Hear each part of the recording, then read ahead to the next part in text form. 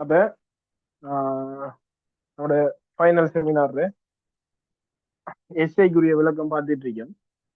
அப்ப இன்றைக்கு 4வது கேள்வியில இருந்து மிச்ச கேள்விகளுக்குரிய விளக்கங்கள் பார்க்க வேண்டியிருக்கிறேன். சரி, 4வது கேள்வி என்ன கேட்டிருக்கான்?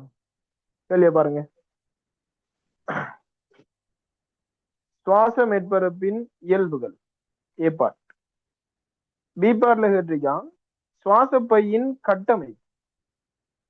சி பார்ட்ல கேட்டிருக்கான் சுவாச தொகுதியில் புகைத்தலால் ஏற்படும் தாக்கம்.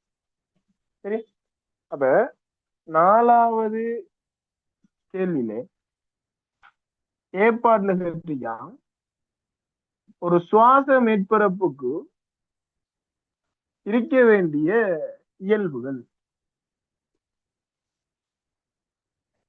அதே மாதிரி பி பார்ட்ல கேட்டிருக்காரு சுவாச பையினுடைய கட்டமைப்பு.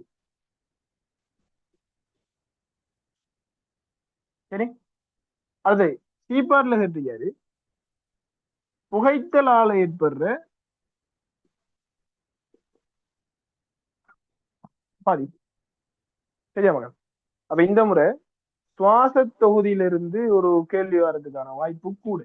என்ன அப்ப இதே நாம ஆதாரமா செய்வுல இருந்து ஒரு கேள்வி வரலாம் சொன்னா அதுல கூடுதலா தசை பார்த்து தசை சுருக்க பொறிமுறையில வரலாம் என்ற மாதிரி பார்த்து அதுக்குரிய விளக்கத்தையும் பார்த்துட்டோம்.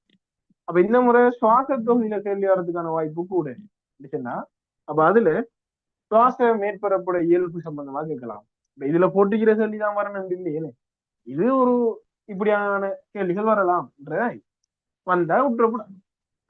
சுவாச பயிர கட்டமைப்பு சார்பா வரலாம். அப்ப ஏதோ ஒரு கட்டமைப்பு கேட்பான். அப்ப இதுல சுவாச பயிர கட்டமைப்பு கேட்கலாம். இதுல கட்டமைப்பு கேட்கறதா கேட்கலாம். சரி, அல்லது சுவாச ஒழுங்கீனங்கள் சார்பாக கேட்கலாம் அப்படின்றக்குள்ள அப்ப புகைத்தல் அதுல சார்பான பாதிப்புகள் வாரதுக்கான சான்ஸ் இருக்கு. ஒழுங்கீனத்துல கொஞ்சம் ஆஹ் புகைத்தலால வர பாதிப்பு கொஞ்சம் கூட.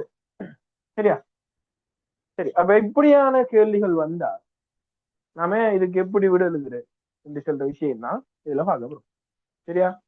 சரி, அப்ப முதலாவது ஒரு சுவாச மேற்பரப்புக்கு என்ன இயல்புகள் இருக்கணும்? ஏற்பாடு கேட்டிருக்கான் ஒரு சுவாச மேற்பரப்புக்கு என்ன இயல்புகள் இருக்கணும். முதலாவது ஒரு விஷயத்தை நல்லா கிளியரா ஞாபகம் வச்சுக்கோங்க. ஏதாவது ஒரு விஷயம் ஒரு மேற்பரப்புகளால நடக்குது இல்லைன்னா, உதாரணமா மூளை எடுத்துக்கிட்டீங்கன்னா மூளையில அதிக அளவான மடிப்புகள் தாள்கள் இருக்கும். ஏன் இந்த மூளையில எவ்வளவுக்கு இருக்குன்னா மேற்பரப்பை கூட்டுறது. ஏன் மூளையில மேற்பரப்பை கூட்டணும்னா மூளைய மேற்பட்டையில பரப்பு கூட கூட அந்த அந்த அளவு கூட கூட. உதாரணமா இயக்க பரப்பு கூடுது, புலன்பரப்பு கூடுது, ஈட்டப்பரப்பு கூடுதுண்டா உதாரணத்துக்கு ஈட்டப்பரப்புலதான் மிக முக்கியமான மூளோட செயற்பாடுகள் நடக்கும். என்ன ஞாபகம், புத்தி கூர்மை, பொருள் கோடல், இப்படியான மனவெழுச்சி, இப்படியான முக்கியமான விஷயங்கள் அங்க நடக்கும். அப்ப இவக இருக்கிற ஏரியா கூடினா இந்த வேலை கூடும். இவக இருக்கிற அந்த ஏரியா கூடினா அந்த வேலை கூடும். இது நார்மலான. அப்ப இதே அடிப்படையில பாத்தீங்கன்னு சொன்னா இதே விஷயத்தை வச்சு பாத்தீங்கன்னு சொன்னா லேசா ஒரு விஷயத்தை சொல்லுவோம். சிறுகுடல்ல அநேகமான நிரந்தரமான வட்ட மடிப்புகள் இருக்கும். சிறுகுடல் காணாததுக்கு மடிஞ்சிருக்கும். என்னத்துக்கு இதெல்லாம் செய்யுதுன்னா அது மேற்பரப்பை கூட்டுறது. ஏன் மேற்பரப்பை கூட்டுது? அகத்துறிஞ்சிற அளவை கூட்டணும். என்னன்னா சிறுகுடல்ல அகத்துறிஞ்சல் கணிசமா நடக்கும். அப்ப அகத்துறிஞ்சிற அளவை கூட்டணும். அப்ப எங்கேயாச்சும் ஒரு விஷயம் மேற்பரப்பு சம்பந்தமா கதைச்சா அந்த மேற்பரப்பால நடக்கிற வேலையை கூட்டணுன்றதுக்காகவே மேற்பரப்போட அளவு கூட தாரி. இது சுவாச மேற்பரப்பு இல்ல, என்ன மேற்பரப்பு. அப்ப முதலாவது மக்கள் பாடமாக்காதங்க. பாடமாக்குறல்ல பயாலஜி பாடமாக்குறல்ல பாடமாக்கினீங்கன்னா இடையில சிக்கும். சரி, அப்ப சுவாச மேற்பரப்போட அளவு அதிகரிக்கணும்.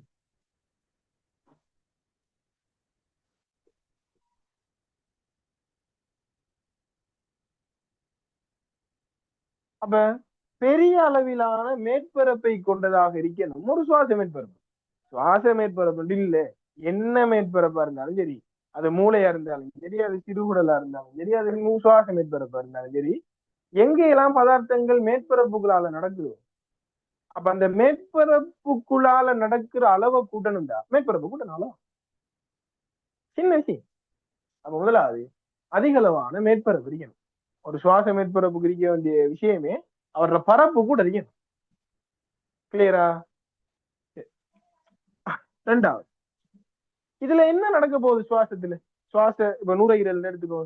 நுரையீரல் என்ன நடக்க போகுது? நுரையீரல் என்ன நடக்க போகுது? வாயுக்கள் பரிமாறப்பட போகுது. அப்ப வாயுக்கள் பரிமாறப்பட போகுதுன்னா நுரையீரலுக்கு உள்ள இருந்து குருதிக்குள்ளையும், குருதிக்குள்ள இருந்து நுரையீரலுக்கு வரக்கூடாது. அப்படி ஒரு ஆள் வரணும்னு சொன்னா அந்த மேற்பரப்பு மெல்லியதா இருக்கணும். இப்ப நான் இதை சொல்லி போட்டு இதெல்லாம் எப்படி சுவாச பையோட ரிலேட்டட் ஆகுதுன்றதையும் சொல்லிடுது. அப்ப நமக்கு சுவாச பையோட கட்டமைப்பு சொல்லக்குள்ள ஈஸியா இருக்கு. சரியா? சரி, அப்ப முதலாவது அதிகளவான மேற்பரப்பு இருக்கணும், மேற்பரப்போட அளவு கூட இருக்கணும். ஒன்று, அந்த மேற்பரப்பு மெல்லிசா இருக்கணும். ரெண்டு, ஏன் மெல்லிசா இருக்கணும்ன்றத அடுத்த விட, ஏன் மெல்லிசா இருக்கணும்? வாயுக்கள் CO2 வரும், ஆக்சிஜன் வரும், கரைஞ்சி போய் வரது தானே. அப்ப ஈரலிப்பு தன்மை இருக்கணும். நுரையீரலை தொட்டு பார்த்திருக்கீங்களா? எப்படி தொடுற நுரையீரலை? வாய்க்கலாம் எப்பட்டா நுரையீரல் எப்படி தொடுறேன்னா சும்மா கடையில இறைச்சி கடையில அங்க எல்லாம் பார்த்துருப்போம். ஈரலிப்பா தான் இருக்கும் நுரையீரல். சரி, அப்பும் தன்மை உள்ளதாக இருக்கு. இப்போ நோமலா ஒரு இறைச்சியை விட நுரையீரல்ல நீங்க தொட்டு பாத்தீங்கன்னு சொன்னா அதுல கொஞ்சம் அந்த பிசுபிசுப்பு தன்மை கூடுதலா தான் இருக்கு. என்ன ஈரலிப்பு தன்மை? ஏன் இந்த ஈரலிப்பு தன்மைன்னா வாயுக்கள் கரையணும். ஏன் வாயுக்கள் கரையணும்னா அந்த மெல்லிய மேற்பரப்புகளால லேசா போகணும். ஏன் லேசா போகணும்னா அதிகளவான பரம்பரிக்கக்குள்ள அதிகளவா போகலாம். எவ்வளவு? சரி, அப்ப எந்த அளவுக்கு ஒரு மேற்பரப்புல சுவாச மேற்பரப்பு ஒன்றுல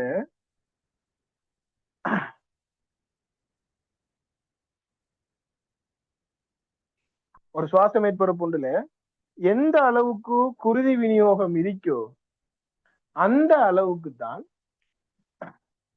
ஒட்சிஜனர் வருவாரு, கரைவாரு, கொண்டு செல்லப்படுவாரு. CO2 வருவாரு, கரைவாரு, நுரையீரலுக்குள்ள வெளியாகப்படுவார். அப்ப அதிகளவான குருதி விநியோகம் இருக்கணும், ஈரலிப்பு தன்மை உடையதாக இருக்கணும், மெல்லியதாக இருக்கணும், அதிகளவான மேற்பரப்பை கொண்டதாக இருக்கணும். இது ஒரு சுவாச மேற்பரப்புக்கு இருக்க வேண்டிய இயல்பு. இது நுரையீரலுக்கு இருக்க வேண்டிய இயல்பு இல்லை. இது ஒரு சுவாச மேற்பரப்பு. அது சுவாச மேற்பரப்பு பூவா கூட இருக்கலாம். சரி, ஆனா இந்த மேற்பரப்புக்கு இவ்வளவு இயல்பு இருந்தா தான் அவரால் வினைத்திறனா சுவாசம் செய்ய இயலும். என்ன சுவாச பையோட ஒப்பிடக்குள்ள பூவருக்கு இந்த இயல்புகள்ன்ற வினைத்திறன் கூட இருக்கு. சரியா? இப்ப நான் இவரை சுவாச பைக்கு ஒப்பிட்டு காய்ச்சிட்டேன். இவர் தேகாய்ச்சிட்டா லேசியானே சுவாச பைக்கு அங்கே ஒரு காய்ச்சலுக்குள்ள இன்னமும் லேசா. அதிக அளவான மேற்பரப்புகளை சுவாச பைகள் எப்படி விருத்தி அடைய வைக்கணும்னா காற்று பைகளினூடாக. எப்படி விருத்தி அடைய வைக்குது? காற்றுப்பைகள் அல்லது சிற்றறைகள் இருக்கிறதால மேற்பரப்பளவு அதிகரிக்குது. நீங்க இந்த சிற்றறையில படத்தை பாத்தீங்கன்னு இப்படி இருக்கும், கோல வடிவத்துல இருக்கும். இப்படி நிறைய இருக்கும், திராட்சை குழுப்ப மாதிரி, திராட்சை குழுப்ப மாதிரி இப்படி நிறைய இருக்கும். இப்படி நிறைய இருக்குது. அது ஏன் கோலமா இருக்குது? சின்ன ஒரு விசிக் தான். மலைத்துளி சதுரமுகியா விழுமா, நான்முகியா விழுமா, இல்ல கோலமா இருக்குமா? கோலமா இருக்குமே. மலைத்துளியில ஷேப் வேற, அதுக்கு இன்னொரு பிசிக்ஸ் இருக்கு. ஆனா கோலம் எடுக்கலாம். ஏன் சதுரமுகியா வரல, ஏன் நான்முகியா வரல அந்த மலைத்துளி? ஏன் வரலன்னா ஒரு குறிப்பிட்ட நீளத்துக்கு அல்லது ஒரு குறிப்பிட்ட ஆரையை வச்சுக்கிட்டு எடுக்கக்கூடிய ஆக கூடியளவான மேற்பரப்பு ஒரு கோலப்பரப்பால எடுக்கலாம். இல்லைங்க? அப்ப ஒன்று சிற்றறைகள் நிறைய இருக்கிறது, உண்டு அந்த சிற்றறைகள் கோலமா இருக்கிறது, அதுக்குள்ள ஒரு பிசிக்ஸ். என்ன சரி, அப்ப ஒரு இன்ஜினியர் ஒரு விஷயத்தை டிசைன் பண்ணக்குள்ள எப்படி டிசைன் பண்ணுவாரு? எந்த பிள்ளையும் இல்லாம டிசைன் பண்ணுவாரு. அப்ப இன்ஜினியருக்கு அந்த அளவுக்கு மூளை இருக்குன்னா படைச்ச இறைவன் என்ன செஞ்சிருப்பாங்க? இன்னும் கிளியரா தான் அதை டிசைன் பண்ணிப்பாங்க. அப்ப நிறைய வரணுன்றதுக்காக கோலமாவே அது டிசைன்ல இருக்கு. சிற்றறைகள் கிட்டத்தட்ட கிட்டத்தட்ட கோல ஷேப்ல இருக்கு. அப்ப சுவாச பையில இருக்கிற காற்றுப்பைகள் அல்லது சிற்றறைகள் அதிகளவான மேற்பரப்பை உருவாக்குறதுக்காக சிற்றறைகள் இருக்கும்.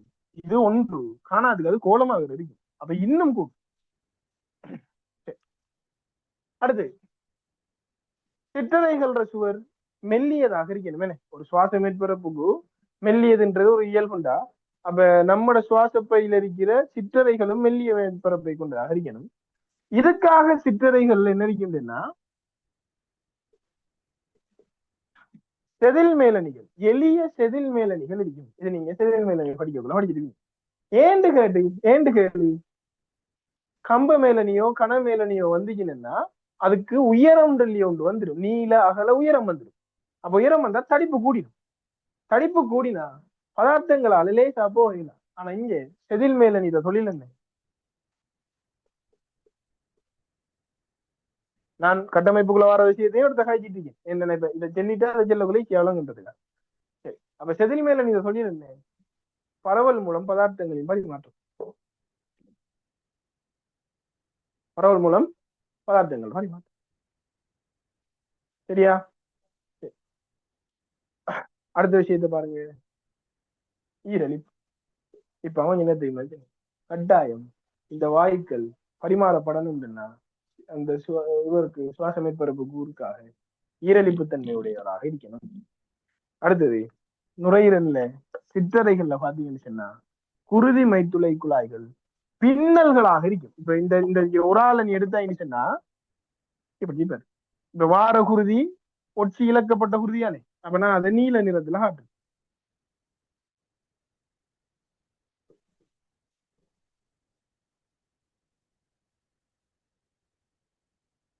சரி, குருதி மைத்துளை குழாய் பின்னல்.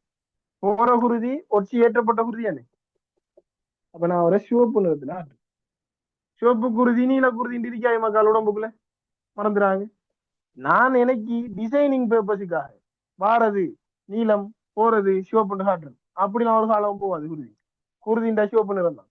நான் ஒட்சி இழக்கப்பட்டதோ ஒட்சி ஏற்றப்பட்டதை காட்டுறேன். என்ன இது நல்ல பிரைட்டான சிவப்பா இருக்கும், இது டார்க்கான சிவப்பா இருக்கும். சிவப்பு தான் குருதிட நிறம். சரியா? அந்த பிரைட்டான சிவப்பு ஒட்சி ஏற்றப்பட்டது, டார்க்கான சிவப்பு ஒட்சி இழக்கப்பட்டது. அதுக்காக தான் இப்படி நோட் பண்றீங்க. தவிர நீலம் சிவப்பு நீல குருதி சிவப்பு குருதிலாம் இல்ல உடம்புல. நீ என்ன கரப்பதானா உனக்கு நீல கலர் குருதி இருக்கிறது? சரி, அப்ப கவனமா. அப்ப இவ்வளவுதான் மக்கால் என்ன சுவாச மேற்பரப்பு ஒன்று பிரிக்க வேண்டிய இயல்பு. நான் இவ்விடத்தைக்கு கட்டமைப்புக்குள்ள வர விஷயங்களையும் காய்ச்சிட்டேன். ஒரு சுவாச பயிரை சிற்றறைன்றது அதிகளவான மேற்பரப்பை உருவாக்குறதுக்காக குழுப்பைகளாக இருக்கும்.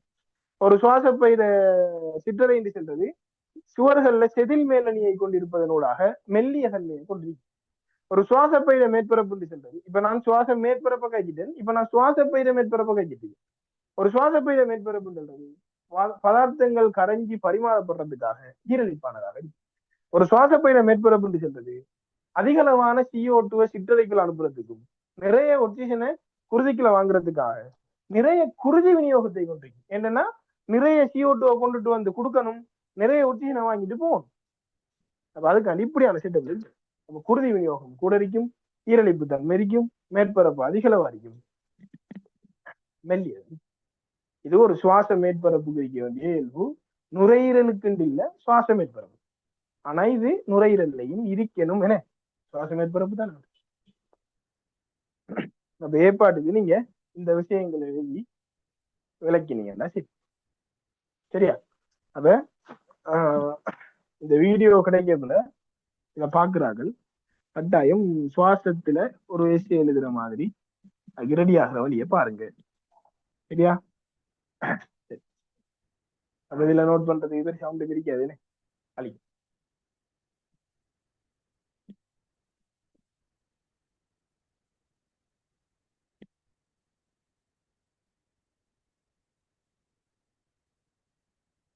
சரி, சின்ன சின்ன விஷயம் தான்.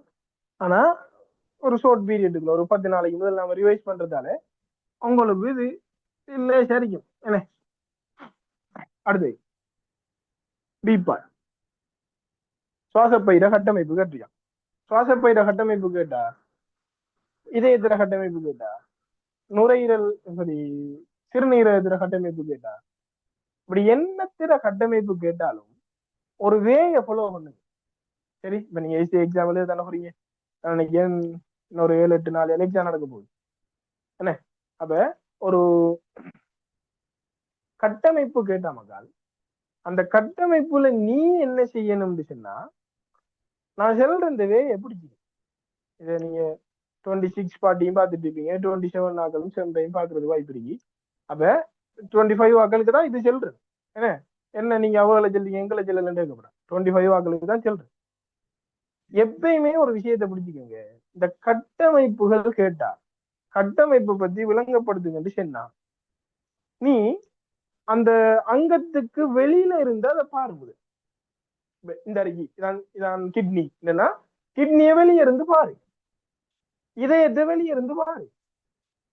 கற்பனையா எப்படி இதயத்தை வெளியே இருந்து பாக்குறேன்னு கற்பனை. அப்ப முதல் இந்த கண்ணுக்கு இதயத்துல ஷேப் ஒன்று சரி, நுரையீரல் ஷேப் ஒன்று சரி, கிட்னில வடிவம் ஒன்று சரி. அப்ப அடுத்த கட்டமா கிட்ட போனா நுரையீரலோ இதயமோ கிட்னியோ அதை சுத்தி என்னென்றான ஒரு கவர் ஒன்று,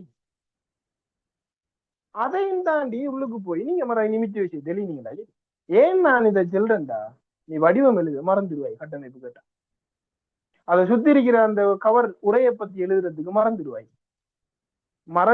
பாடமாக்கினவரு மறக்க மாட்டாரு. பாடமாக்கினவரு எடுத்த உடனே கூம்பு வடிவானது நுரையீரல் தொடங்கி போவாரு. இஞ்சால யாரு சிறுநீரகம் அவரை விட்டு வடிவானது தொடங்கி போவாரு. என்ன இடையில 4வது பஞ்சுல வந்துடுவாரு. அதுக்கு இல்ல எழுதுறேன் நாம.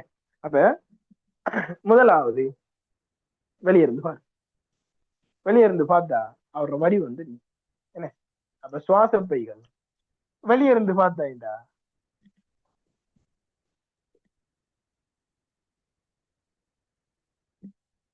சோடியானது அறி. முதலில் எழுதுறேன், சின்ன சின்ன விஷயம் பாருங்க, மார்க்ஸ் கிடைக்கும். எழுதி போட்டு எல்லாம் 5 வருவீங்க, ஃபுல் மார்க்ஸ் நம்பிட்டு வருவீங்க, சோடியான எழுதிக்க மாட்டீங்க, வடிவத்தை எழுதிக்க மாட்டீங்க, அதை சுத்தி இருக்கிற உரையை எழுதிக்க மாட்டீங்க. எப்படி மார்க்ஸ் வரும்? கட்டமைப்பு கேட்டாலும் பரவாயில்ல மகால், நீங்க அதுல அமைவிடத்தை எழுதுறத கொஞ்சம் பழக்கப்படுத்தி எடுங்க. சரி, சம்டைம் சில கேள்விகள்லாம் கட்டமைப்பா கேட்டாலும் ஸ்கீம்ல அமைவிடம் கொடுக்கும் என்ன. அப்ப இதை மறந்துடாம கொஞ்சம் அந்த அமைவிடத்தையும் சேர்த்து எழுத பழகுங்க. இப்ப நுரையீரல் அமைவிடம் எழுதுறதுக்கும் உனக்கு பெரிய நாள் கணக்குல 2-3 மணித்தியாலம் போவாது. நெஞ்சரை குழியினுள் அமைந்திருக்கும். இந்த ஒரு வசனம் எழுதுறதால 24 மணித்தியாலம் போய்த்திருமா? ஒரே ஒரே ஒரு பாயிண்ட், நெஞ்சரை குழியில் அமைந்திருக்கு. சரி, எழுதிட்டு சோடியானது அடுத்தது உண்ட கண்ணுக்கு பார்க்க எப்படி தெரியும், எடுத்து பாரு. கூம்பு வடிவான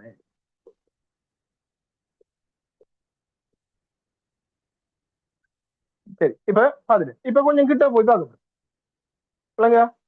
அப்ப கிட்ட போய் பார்த்துட்டீங்கன்னா அவர் இன்னைக்கு இப்படி தெரிவார். பாருங்க, சிம்பிளா ஒரு கட்டமைப்பு இப்படிதான் எழுதுரு போட்டு மினக்கெடுத்தி வாங்கி மல்லு கட்டி பாடமாக்கி பயாலஜிட மானத்தையும் வாங்கி உண்டமானத்தையும் வாங்காது. சரியா? நல்ல பிள்ளைகள் எல்லாரும் என்னது வாங்காம இருக்கிறேன் இதயம் என்ன.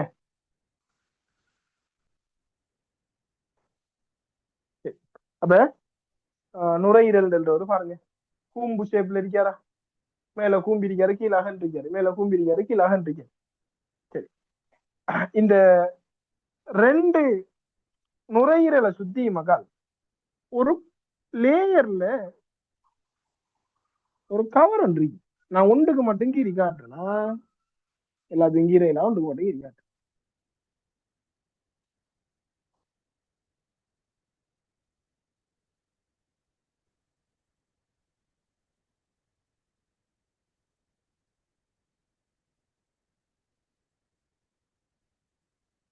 சரியா? இதுல பாருங்க, நுரையீரலை சுத்தி 2 லேயர்ல கவர் ஒன்று கீறிங்க. இந்த ஒரு லேயர், இந்த ஒரு லேயர். சரியா? இதுல இந்த நுரையீரலோட அப்பிக்கிட்டு இருக்காருல, நுரையீரலோட அப்பிக்கிட்டு இருக்காருல, இந்த இவரை பாரு நுரையீரலோட ஒரு ஆள் அப்பினாப்புல ஒரு கவர் இருக்கு. இதை சொல்றது உடல் அகத்திற்குரிய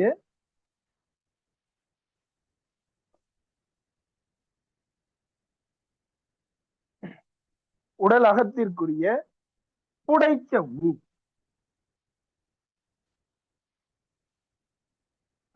வேற சொல்ற என்ன, உடல் அகத்திற்குரிய புடைச்சவ்வு. இப்ப அந்த நுரையீரலோட அப்பிக்கிட்டு இருக்கிறவர், நுரையீரலோட அப்பிக்கிட்டு இருக்கிறவர். சரி, அடுத்ததா ஒரு ஆள் இருக்காரு. அவரு இப்ப உங்களோட நுரையீரல் அப்படியே விரிஞ்சி வரக்குள்ள வந்து உங்களோட நெஞ்சரை சுவர் தானே, இப்ப இப்படியே ஃபுல்லா விரிஞ்சு போகல இந்த சுவர்ல போய் அப்பும் தானே. அப்படி அந்த சுவர்ல போய் அப்புறத்துக்கு ஒரு புடைச்ச உரி, அதாவது உங்களோட நெஞ்சரை சுவரோட போய் அப்புறார்.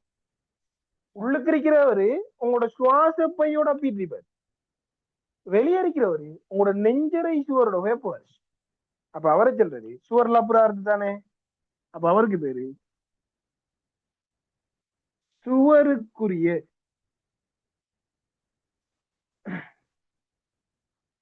புடைச்ச.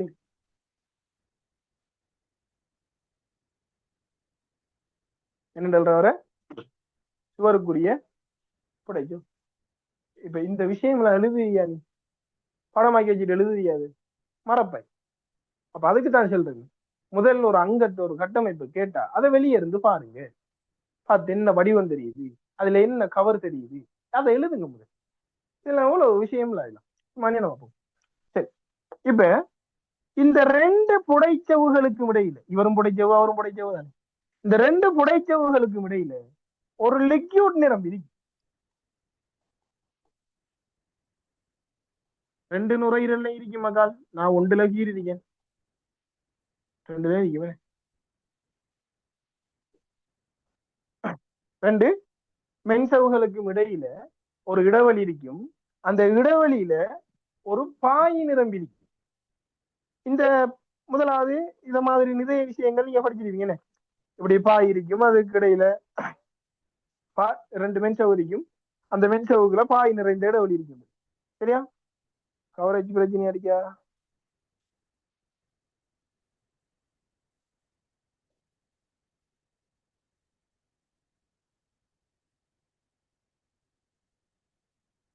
சரியா, கிளியரா வைக்கிறேன்.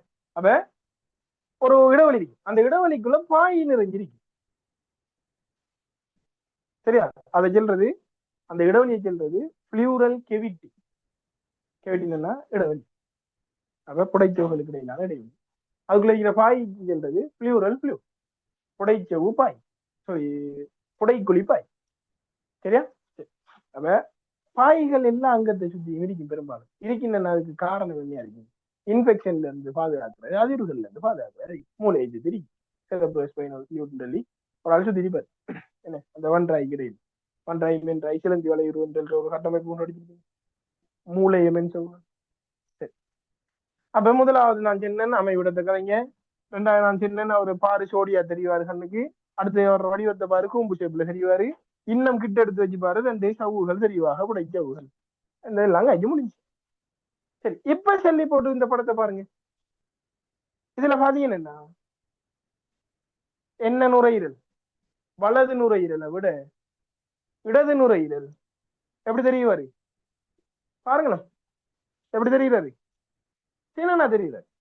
ஏன் சின்னனா தெரியுறாருன்னா இங்க பாருங்க, இந்த இடத்துல உண்மையா நுரையீரல் இருக்கணும், இந்த இடத்துல உண்மையா நுரையீரல் இருக்கணும், ஆனா நுரையீரல் இல்ல அந்த இடத்துல, இதயம் இருக்கு. அப்ப நுரையீரல்ல இருந்து இந்த ஒரு துண்டை பிடிச்சு பிச்சுட்டாப்லான்னு,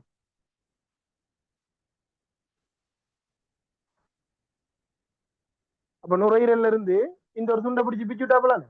அப்ப இடதை விட சாரி வலது நுரையீரலை விட இடது நுரையீரல், வலது நுரையீரலை விட இடது நுரையீரல் சிறியது. இந்த பாயிண்ட்ஸ் நான் எழுதுறதுக்கு மறப்பீங்க, இதெல்லாம் எழுதுறது மறந்துடும். இதெல்லாம் பெரிய விஷயம், சீன வித்து இல்லை, மேஜிக் இல்லை இதெல்லாம். ஆனா ஞாபகம் வராது, எப்ப ஞாபகம் வராதுன்னா பாடமாக்கினாங்க. சின்ன விஷயம் தானே, மறந்துடும். ஆனா இதுக்கெல்லாம் பாயிண்ட்ஸ் கொடுத்து வச்சிருக்கோம். அடுத்து நான் பார்ப்பேன், அப்படியே கிட்ட வந்துட்டு புடைச்சவர்கள் எல்லாத்தையும் ஊரு தெரிஞ்சாச்சு. சைஸையும் பார்த்தேன், கொஞ்சம் பெரிய சின்ன தெரியுது லஞ்சம். இப்ப நான் இன்னும் அதுல இறங்கி பார்த்தேன், எனக்கு வலது நுரையீரல் இப்படி 3 துண்டா தெரியுது. இந்த ஒவ்வொரு துண்டுக்கும் பேரு சோனை. இடது நுரையீரல் இப்படி 2 துண்டா தெரியுது. அப்ப சின்ன நான் ஞாபகம் வச்சுக்கோங்க, இங்க பாருங்க, இடது நுரையீரல் இருசோனை.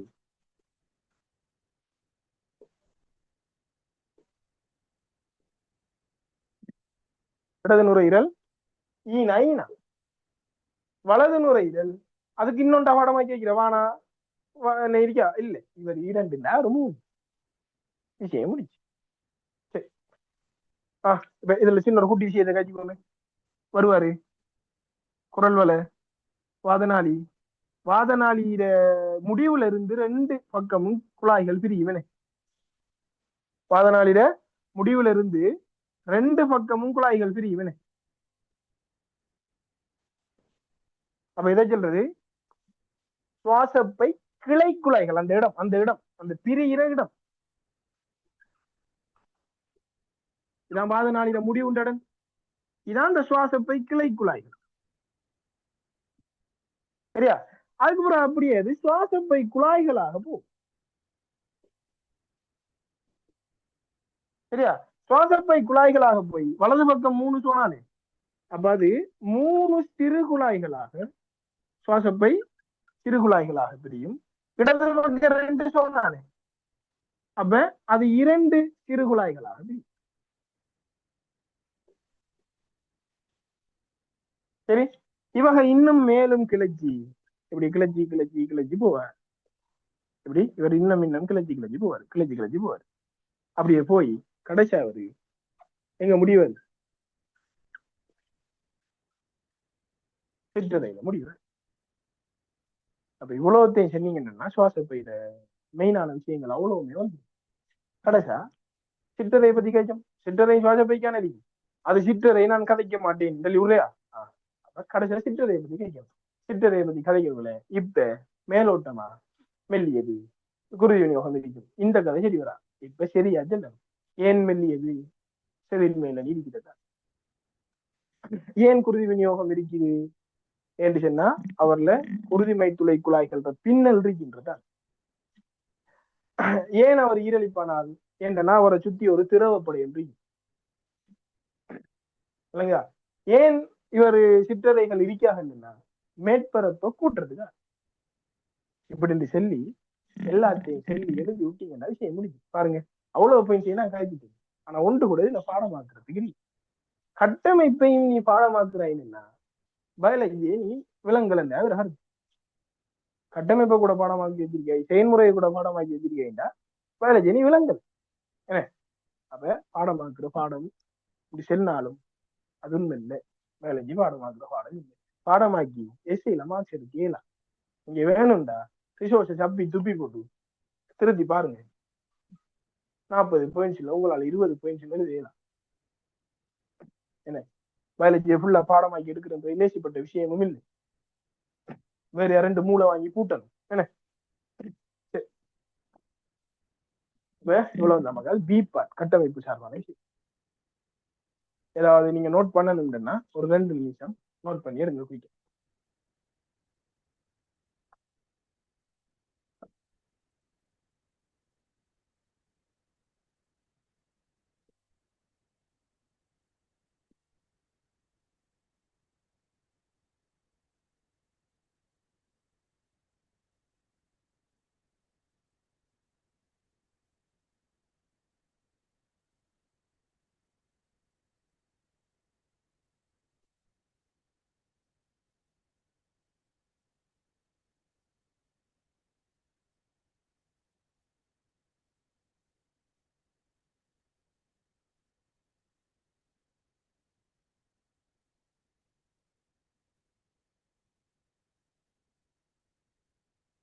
குயிக்கா நோட் பண்ணுங்க.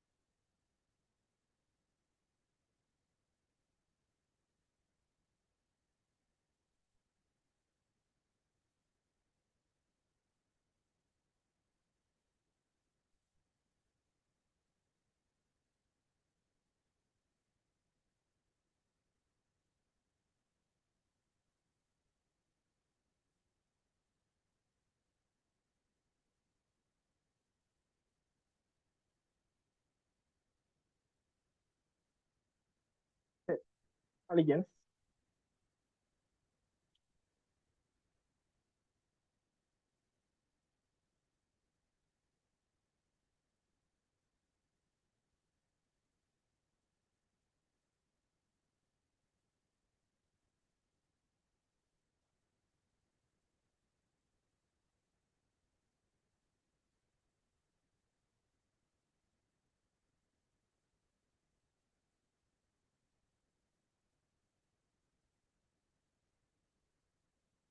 சரியா?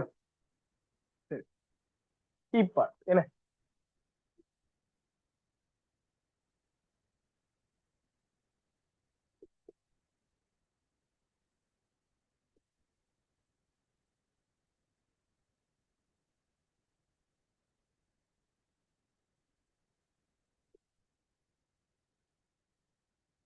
புகைத்தலால் ஏற்படும் பாதிப்பு. சரியா மகா? அப்ப ஒரு ஆள் புகைக்க ஆரம்பிச்சுன்னா புகைக்கிற ஆளுக்கு என்ன பிரச்சனைகள் வரலாம்? நமக்கு எல்லாருக்கும் நார்மலா தெரிஞ்ச ஒரு விஷயம், சிகரெட் குடிக்கிற ஆட்களுக்கு லங் கேன்சர் வரும். என்ன, நுரையீரல் புற்றுநோய் வரும். அது எப்படின்றது இதுல தெளிவாக விளங்கிக்க அப்புறமா முதலாவது நல்லா ஞாபகம் வச்சுக்கோங்க, இது சார்ந்துதான் நம்மளோட விடைகளை நோக்கி போகிறோம். புற்றுநோய் சார்ந்துதான் இந்த நம்மளோட எல்லா விடைகளும் போகுது. சரியா? சரி, முதல்ல ஒரு விஷயத்தை தெளிவாக விளங்கிக்கோங்க, கேன்சருக்கான சரியான ரீசன் இதுவரைக்கும் கண்டுபிடிக்கப்படல. அதே மாதிரி இதய நோய்க்கான சரியான ரீசன் இதுவரைக்கும் கண்டுபிடிக்கப்படல. ஆனா என்னால ஒரு விஷயத்தை உறுதியா சொல்லிடும். என்ன சொல்லணும்னா, லங் கேன்சர் இருக்கிற, நுரையீரல் புற்றுநோய் இருக்கிற ஒரு 100 பேரை நான் எடுத்தேன்னா அதுல 90 பேரு புகைக்கிறார்கள். ஒரு 10 பேரு வேறு ரீசனாக இருக்கு. சரியா? ஒரு புற்றுநோய்க்கான சரியான ரீசன் தெரியா, எந்த புற்றுநோய்க்கும் தெரியா. ஆனா நுரையீரல் புற்றுநோயில இப்படிதான் எல்லாத்துக்கும் பண்றீங்க. நுரையீரல் புற்றுநோயில ஒரு 100 பேரு கேன்சரோட இருந்தா, நுரையீரல் புற்றுநோய் ஒரு 100 பேருக்கு இருந்தா 90 பேரு சிகரெட் குடிக்கிறாங்க, புகைக்கிறாங்க. சிகரெட் மட்டும் இல்லை, மற்ற எல்லாம் புகைத்தல் எல்லாம், சிகரெட், பீடி, கஞ்சா ஏதோ ஒன்று. ஒரு 10% நாங்களுக்கு வேறு ரீசன். அந்த வேறு ரீசன் என்ன இல்லட்டா, சிகரெட் குடிச்சவருக்கு பக்கத்துல இருந்திருப்பாரு. சரியா? அப்ப வேற ஒன்றும் இல்லை, அவரை சொல்றது இவர் முதல் நிலை புகைக்கிறாள், இவரை சொல்றது 2ஆம் நிலை புகைத்தல் எடுவர்றார். ஏன்னா இவருக்கு தான் பாதிப்பு கூட செல்ல போறோம். சரி, அப்ப இந்த புற்றுநோயில லங் கேன்சர் மிக பிரதானமான ஒரு காரணி புகைத்தல். அப்ப இவ்வளவு பாதிப்புண்டு இருக்கிற ஒரு விஷயத்தை ஏன் மக்கள் விடுறாக இல்லை சொன்னா அதுல உள்ள கூறுகள் தான் காரணம். இவ்வளவு பாதிப்பு இருக்கிற ஒரு விஷயத்த ஏன் இந்த மக்கள் விடுறாங்க இல்லை, ஏன் புகைத்தலுக்கு அடிமையாகிறாங்க? அடிமையாக்கும். எப்படி அடிமையாக்கும்னா, அதுல நிக்கோட்டின் சொல்லி ஒரு ஆள் இருக்காரு. யார? ஒரு நிக்கோட்டின். இப்ப சிகரெட் குடிக்கிறார்கள் என்ன சொல்லுவாங்கன்னு சொன்னா, நித்திர வராம இருக்கிறதுக்கு குடிக்கிற, இல்லாட்டி சொல்லுவாங்க சிகரெட் ஒன்று குடிச்சாதான் கொஞ்சம் நல்ல தெம்பு அரிக்கும், நல்ல ராகத்தை அரிக்கும், இப்படிலாம் சொல்லுவாங்க. அதோட அடிமைத்தனத்துல வெளிப்பாடு. எப்படின்னா, இந்த நிக்கோட்டின் அவர்களை எப்படி அடிமையாக்கும் சொன்னா, நல்லா பாத்தீங்களா, உங்களோட குருதி விநியோகத்தை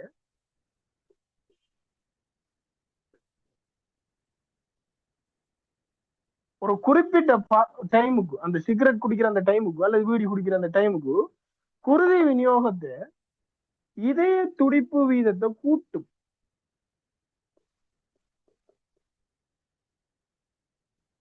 என்னையும் இதய துடிப்பு வீதத்தை கூட்டும்.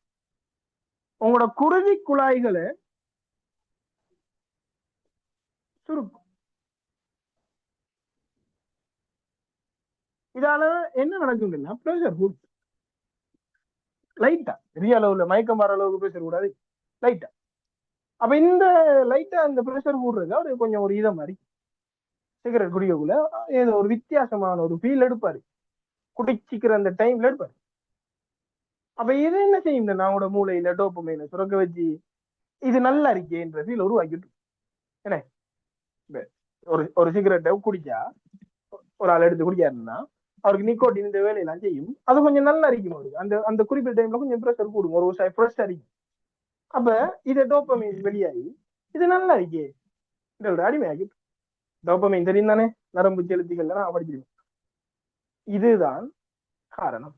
அப்ப நிக்கோட்டின் அவரை புகைத்தல வழக்கமா செய்யறோம்டா மாட்டோம். ஒரே ஒரு நாள் வாழ்க்கையில புகைச்சு ஒரு கேன்சர் வராது இல்லைங்களா? ஒரே ஒரு ஆள் புகைத்தல ஈடுபட்டிருக்காரு, கேன்சர் வருமா? வராது. ஆனா ஒரே ஒரு நாள் புகைச்சி போட்டு உடையலாம். ஏன் உடையலாண்டா அடிமையாக்கி போட்டு. நிக்கோட்டின் அவரை அடிமையாக்கும். ஏன்னா இது அவருக்கு நல்லா இருக்கு, டோப்பமைன் சுரக்கும், பழகிடுவார், பழக்கமாயிடுவார் அவருக்கு. சரி,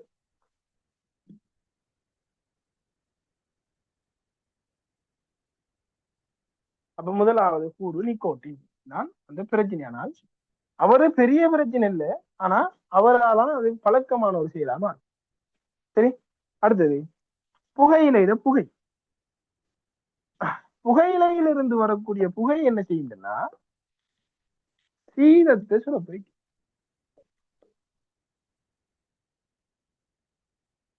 சீதம் சுரக்கிறதால என்ன நடக்கும் கேட்டீங்கன்னா பிசிரடிப்பு தடைப்படும். பிசிரடிப்பு தடைப்பட்டுச்சுன்னா மழை தெரியும், சுவாச பாதையில மெயினான ஒரு ஆள். அப்ப பிசிரடிப்பு தடைப்பட்டுச்சுன்னா பதார்த்தங்கள் வெளியாகாம தேங்க தொடங்கும்.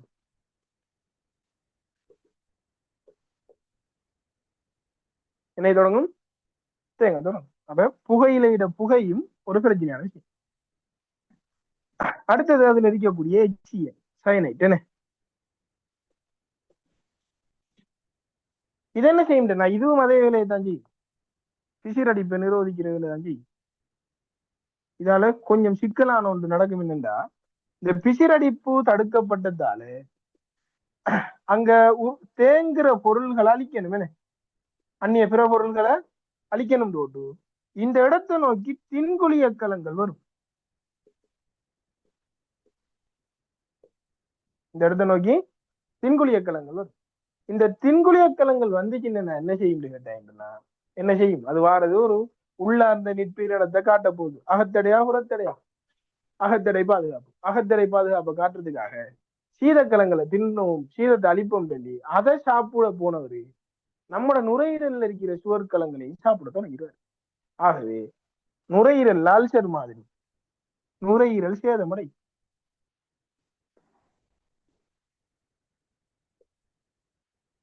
என்னையும் நுரையீரல் சேதமடை. கடைசியா ஒரு ஆள் தான்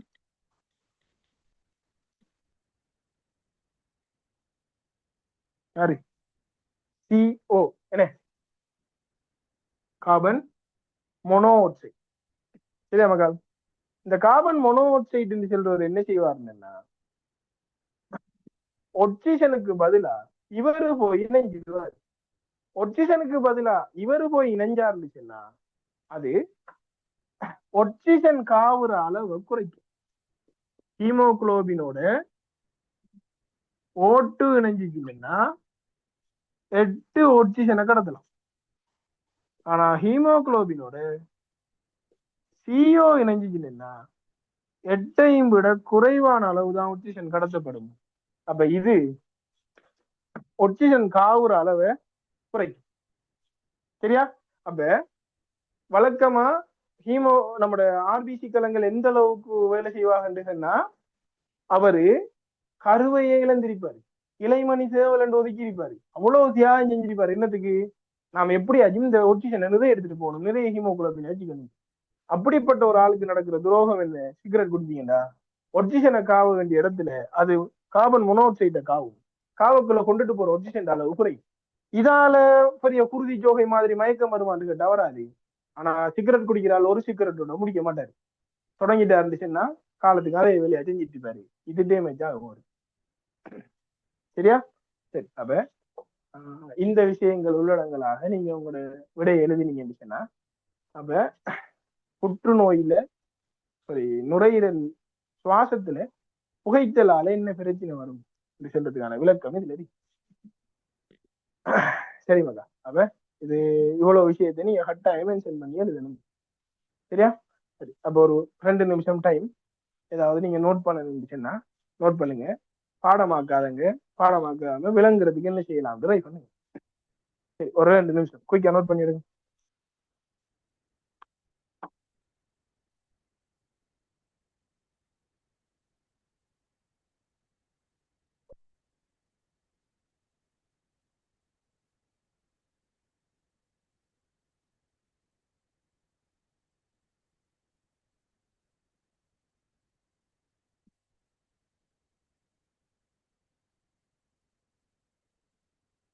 குயிக்காடுங்க, டைம் எடுக்காம.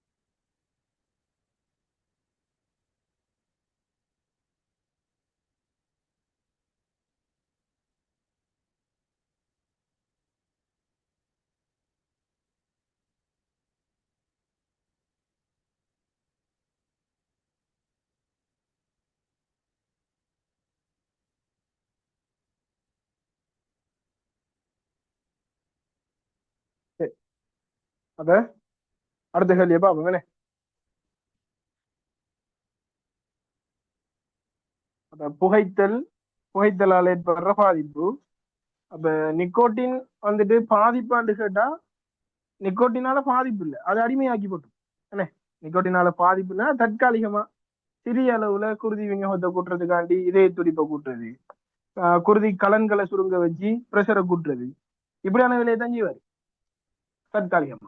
ஆனா இது என்ன செய்யும்னா அவரை நிரந்தரமா அடிமையா மாத்துறதுக்குரிய வேலையை பார்த்துட்டு மறாவர விட்டு கீழே மத்த மத்த கூறுகள் இப்ப எச்சியனால புகையால அடுத்தது கார்பன் மோனோக்சைடால தான் மத்த பெரிய பாதிப்புகள் கேன்சர்லாம் வரப்போகுது. சரி,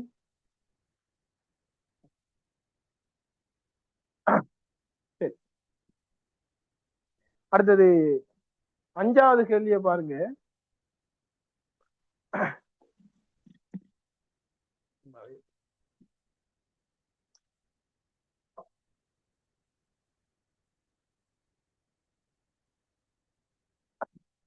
சரியா? 5வது கேள்வியை பாருங்க. மண்ணின் வளத்தை பேணுவதில் நுண்ணங்கிகளின் பங்களிப்பு ஏப்பார். பௌதீக கிருமி அளித்தல் முறைகள். 2 கேள்வி ஏற்றியானே. அதாவது நம்ம எஸ்ஐல 5வது கேள்வி, ஆனா பேப்பர்ல பாத்தீங்கன்னு அவரு 9வது கேள்வி அடிப்பாரு. சரியா? எஸ்ஐல 5வது. அப்ப ஏற்பாடு கேட்டீங்க அதுல மண்ணின் வளத்தை பேணுவதில் நுண்ணங்கிகளின் பங்களிப்பு. பிபாட் கேட்டீங்க அதுல கிருமி அளித்தல், பௌதீக கிருமி அளித்தல் முறைகள் என்ன.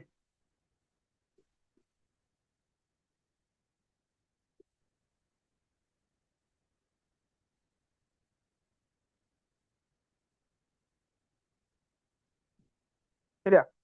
அப்ப ஏற்பாடுல கேட்டிருக்காங்க மண்ணின் வளத்தை பேணுவதில் நுண்ணங்கிகளின் பங்களிப்பு, மண்ணின் வளத்தை அதிகரிக்கிறது நுண்ணங்கள். பிபாட்ல கேட்டிருக்காங்க பௌதீக கிருமி அளித்தல் முறைகள் என்னென்ன.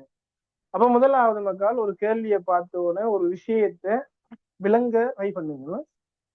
இதுல எந்த கேள்வி பெரிய கேள்வின்றது விளங்கணும் முதலாவது. என்ன, ஏற்பாடு பெரிய கேள்வியா பிபாட் பெரிய கேள்வியா, இதுல எதுக்கு கூடுதலான பாயிண்ட்ஸை கொடுக்கறதுக்கு வாய்ப்பு இருக்கு. அப்ப அதுக்கு நமக்கு ஒவ்வொரு அதை பத்தின ஒரு நாலேஜ் இருந்தா தான் தெரியும்.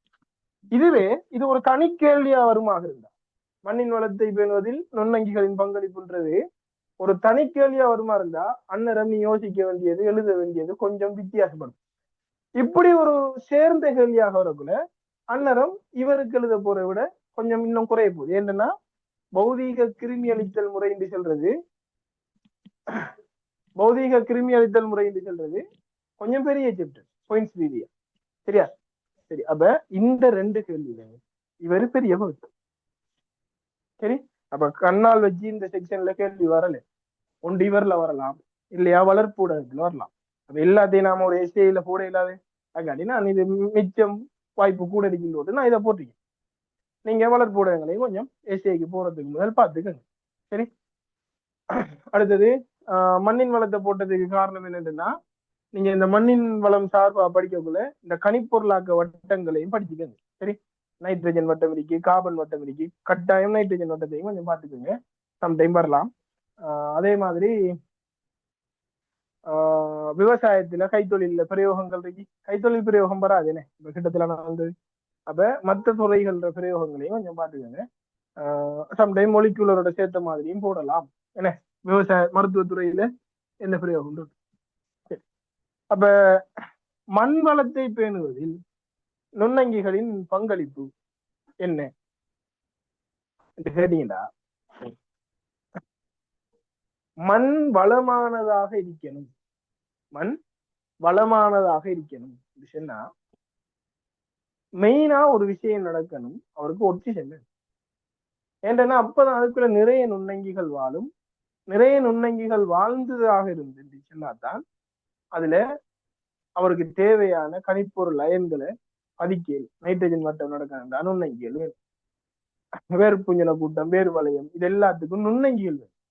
அப்ப நுண்ணங்கிகள் இருந்தால்தான் ஈட்ட தொடர்புகள் சாத்தியம். ஈட்ட தொடர்புகள் சாத்தியப்பட்டாதான் மண்ணுக்கு வளமான ஒரு அந்த தாவரங்கள் வரக்கூடிய சகல கனிப்பொருட்கள் கிடைக்கும். சரி, அப்ப மண் வளத்தை கேட்டா மகால் மண் வளத்தை அதிகரிப்பதில் நுண்ணங்கிகளின் பங்களிப்பு கேட்டா உங்களோட விட இந்த திரளைகள் உருவாக்குறதுல போக்கஸ் பண்ணுங்க. மண் திரளைகளை உருவாக்குறது. உதாரணமா ஒரு சட்டிக்குள்ள இப்படி டோட்டலா போட்டு நல்லா பட்டு மாதிரி பவுடர் இப்படி போட்டு நிரப்பினா ரெண்டு சீன் சொல்றீங்க பாருங்க. இது நல்லா பெரிய பெரிய கட்டி ஊத்த கட்டி போட்டிருக்கேன், கல்லு கட்டி ஊத்த கட்டி ஏதோ ஒரு கட்டி ஓட்டிருக்கேன். சரியா? இப்ப இது நல்லா பவுடர் இதே கல்லு கல்லு கல்லு மாதிரி சின்ன சின்ன சின்ன சின்ன கல்லு கட்டி. இப்ப நான் ரெண்டுக்குள்ளையும் தண்ணியை ஊத்துரு. இதுல எதுக்கு தண்ணி அடிவரையும் வரும்? ஏண்டு பீண்டு ரெண்டு போட்டிருக்கேன். சரியா? இது நல்லா பவுடர், இது கல்லு. இதுல மேல தண்ணி ஊத்துரு. எந்த தண்ணி அடிவரையும் வரும்? ஏ கிலோ ஊத்தின தண்ணியா, பி கிலோ ஊத்தின தண்ணியா? எந்த தண்ணி அடிவரையும் வரும்? ஏ கிலோ ஊத்துற தண்ணி அடிவரையும் வருமா, பி கிலோ ஊத்துற தண்ணி அடிவரையும் வருமா? இது நல்லா பவுடர், பவுடருக்கு தண்ணி ஊத்துறீங்க. இது கொஞ்சம் கல்லு கட்டிக்கும் போகும், அதுக்குள்ள தண்ணி ஊத்துறீங்க. எதுக்குள்ள ஊத்தின தண்ணி அடிவரையும் போகும்? எதுக்குள்ள ஊத்தின? இந்த பவுடர் மாதிரி ஊத்தினவருக்குள்ள தண்ணி போகாது, அது ஒரு மேல் மட்டத்தோட நின்றும். ஆனா இந்த கல்லு கட்டிமா இருக்கிறவருக்குள்ள அடிவரை இறங்கி வரும். ஏன்ட்டு சொல்லு, அவருக்கு போறதுக்கு வழி இருக்கு. அதுக்காண்டி சட்டியை போட்டுட்டு வெட்ட கறங்கி வராது என்ன. ஆனா இந்த பவுடர் மாதிரி போட்டவர்ல வழி இல்லை, ஊறி ஊறி ஊறி ஊறி ஊறி விடத்தை நின்று. ஆனா இந்த கல்லு கட்டி மாதிரி இருக்கிறவர்கள் வழி இருக்கு. அப்ப மக்கள் நுண்ணங்கிகள் செய்யற வேலை என்ன தெரியுமா? அது சுரக்கிற நொதியங்கள், அது சுரக்கிற பதார்த்தங்களால, அதன் சுரப்புகளால மண்ணை திரளைகளாக ஆக்கும். திரளைகள் ஆக்கினா இடைவெளிகள் வரும். இடைவெளிகள் வந்தா அதுக்கான நீர் முள்ளுக்கு போகும், அதுக்கான வலி முள்ளுக்கு போகும். அப்ப மண்ட ஒரு குறிப்பிட்ட ஆழம் வரைக்கும் நுண்ணங்கிகள் வாழலாம். நுண்ணங்கி வாழ்ந்தாதான் நீ என்ன செல்றாலும் அதுக்குள்ள வரும். வேர் வளையமோ எண்ணெயோ, வேர் பூஞ்சன கூட்டமோ எண்ணெயோ,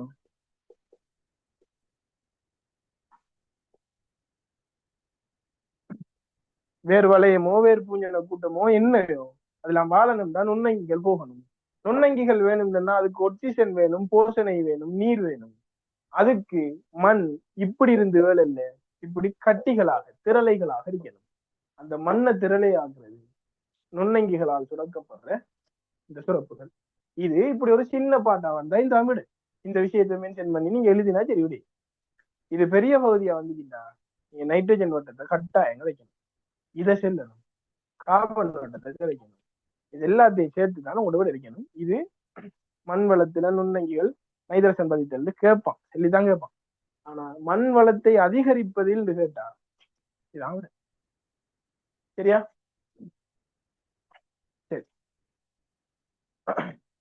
அப்ப பி பாடப்பா. சரி, அப்ப இந்த மண் திரளை ஆகுறது தான் மெயின். இத மறந்துடாம எழுத பாருங்க.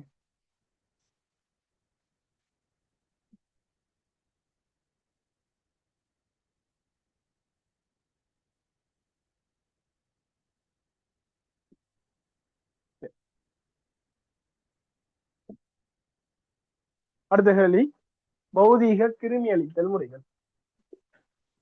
சரியா மகா? அப்ப நீங்க வளர்ப்பு ஊடகம் படிச்சிருப்பீங்க. ஒரு வளர்ப்பு ஊடகம் நீ தயாரிக்க சொன்னா அதுல நோக்கம் என்ன இருக்குண்டா, நீ நினைக்கிற நீ விரும்புற ஒரு நுண்ணங்கிற இயல்பை படிக்க. ஒரு நுண்ணங்கி எப்படி இனப்பெருக்கம் செய்யும், ஒரு நுண்ணங்கி எப்படி வாழும், என்னத்தை சுரக்கும், யாரால அவருக்கு ஆபத்து, அவரால் யாருக்கு ஆபத்து, இது சம்பந்தமா நீ படிக்க. அப்ப படிக்கணும்னா இப்ப ஒரு நுண்ணங்கி ஒரு காட்டுக்குள்ள வாழையிட்டா காட்டுக்குள்ள போயிருந்தா ஆராய்ச்சி செய்யலாமா? செய்யலாம். அப்ப அது வாழ்ற இடத்துல என்ன அதை பத்தி படிக்கலாம். நாம் வாழ்ற இடத்துக்கு அதுக்கு கொண்டு வரணும். நாம் வாழ்ற இடத்துக்கு அதை என்னன்னு கொண்டு வரணும். இதற்காக தயாரிக்கப்படுற விஷயம் தான் வளர்ப்புடன். சரி, அப்ப இந்த வளர்ப்பூடகங்கள்ல நான் உருவாக்கின நுண்ணங்கி, நான் எப்படி நுண்ணங்கி உருவாக்குறேன், நாம் வளர்க்கிற நுண்ணங்கி மட்டும்தான் இருக்கின்றத நான் உறுதிப்படுத்தணும்டா. அதுல இருக்கிற எல்லா நுண்ணங்கிகளையும் அழிக்கணும். அழிச்சிட்டு எனக்கு தேவையான நுண்ணங்கியை மட்டும் புகுத்தணும். அதுக்குத்தான் கிருமி அழித்தல். அதாவது எந்த அளவுக்கு சொன்னா, ஒரு நுண்ணங்கிற அகவித்திகள் கூட இல்லை என்ற அளவுக்கு அழிக்குது. இதுல ரெண்டு முறைகளை பின்பற்றுவோம். ஒன்று இரசாயன முறை, இன்னொன்று பௌதிக முறை. அப்ப நமக்கு கேள்வி பௌதிக முறையில வந்து நீங்க பாக்குற நீங்க கொஞ்சம் மொத்தமா பாத்துக்கோங்க. சரியா? அப்ப நான் ஒரு எஸ்ஏக்கு ஏற்ற மாதிரி தானே செட் பண்ணலாம். பௌதிக முறைகள் என்னென்ன இருக்கு?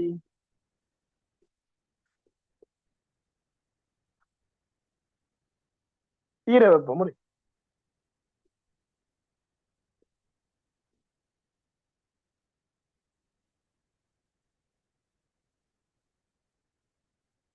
உலர் வெப்ப முறை,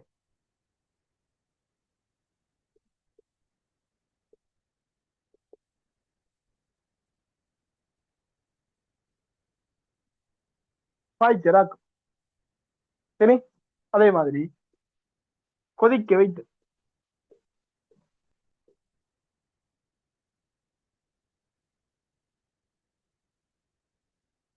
சரி, அதே மாதிரி மென்சவு வடிகளை பயன்படுத்தி, ஒயிட் போர்ட்ல இடம் இல்லாததான்.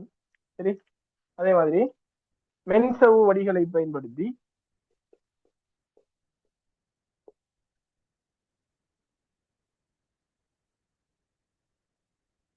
படித்து, அதே மாதிரி யூவி கதிர்வீச்சை பயன்படுத்து.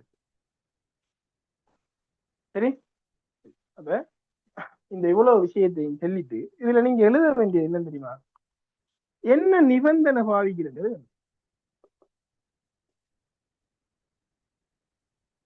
என்ன உபகரணம் பாவிக்கிறீங்க.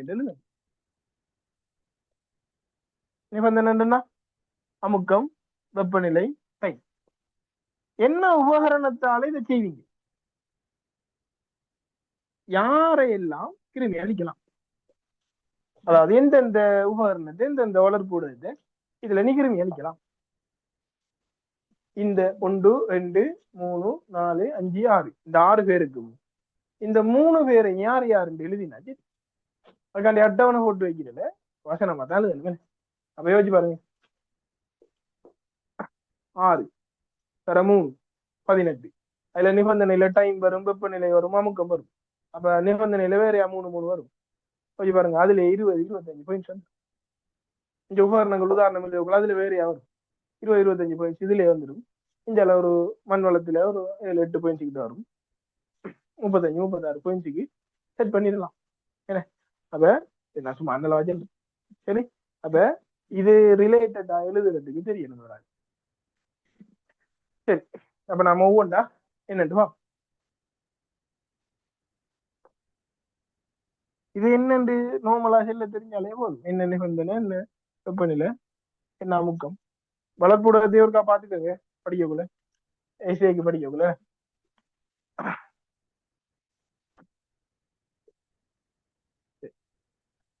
மென்சவ் வடிகளையும் யூவி கதிர்வீச்சையும் நம்ம தனியா பார்ப்போம். கொதிக்க செய்தல் ஒரு உண்டு மில்ல இதுல செல்றதுக்கு. கொதிக்க செய்தல்னா கொதிக்க வைக்கிற தண்ணியில என்ன. அப்ப 100 பாகை செல்சியஸ்ல இவரை வெப்பப்படுத்துது. எத்தனை பாகை செல்சியஸ்ல வெப்பப்படுத்த போறீங்க? 100 பாகை செல்சியஸ்ல வெப்பப்படுத்த போறீங்க. அப்ப இப்படியான ஒரு வெப்பப்படுத்துற ஒரு ஆள் பெரும்பாலும் உபகரணங்களாக இருப்பார். சரி அப்ப என்ன நிபந்தனை என்று சொல்லியாச்சு. என்ன நிபந்தனை என்று சொல்லியாச்சு. இவருக்கு விசேடமான உபகரணம் அப்படிலாம் ஒன்றும் இல்லை. சரி அப்ப எவ்வளவு தான் இவர் மிச்சம் சிம்பிளான ஒரு ஆள். அதை இல்லைன்னு சொல்லிட்டு போனீங்கன்னா சரி. அடுத்து முக்கியமான ஒன்று என்ன சாமா, ஈர வெப்ப முறை. சரி ஈர வெப்ப முறையில மகால் நீங்க ஒரு ஏடிஎம் அமுக்கத்துல 15 நிமிடங்களுக்கு 121 பாகை செல்சியஸ் வெப்பம் கொடுக்கலாம். என்ன வேணும்? ஒரு ஏடிஎம் அமுக்கத்துல 15 நிமிடங்களுக்கு 121 பாகை செல்சியஸ் வெப்பம் கொடுக்கலாம். இதாவது நிபந்தனை. அப்ப இந்த நிபந்தனை எழுதினாலே 3 பாயிண்ட். சரி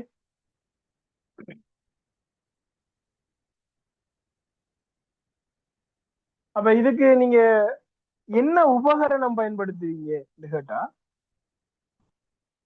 அமுக்க அடுப்பு.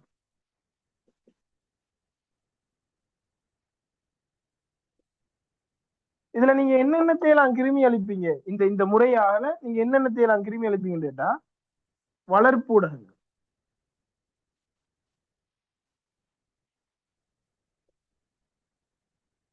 கண்ணாடி உபகரணம்,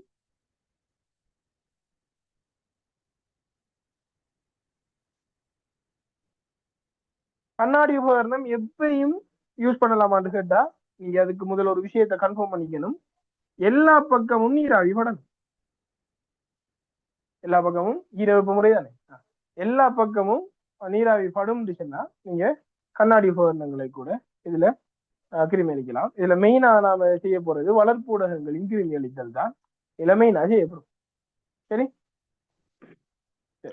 அப்ப என்ன நிபந்தனை,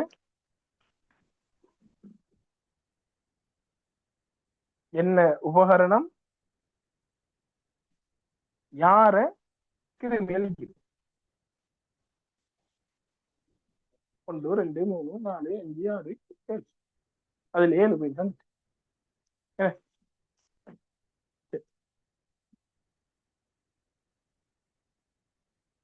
அடுத்து உலர் வெப்ப முறை. உலர் வெப்ப முறையில 3 வழியில பயன்படுத்துவார். நேரடியாக சுவாலையில் பிடித்தல்.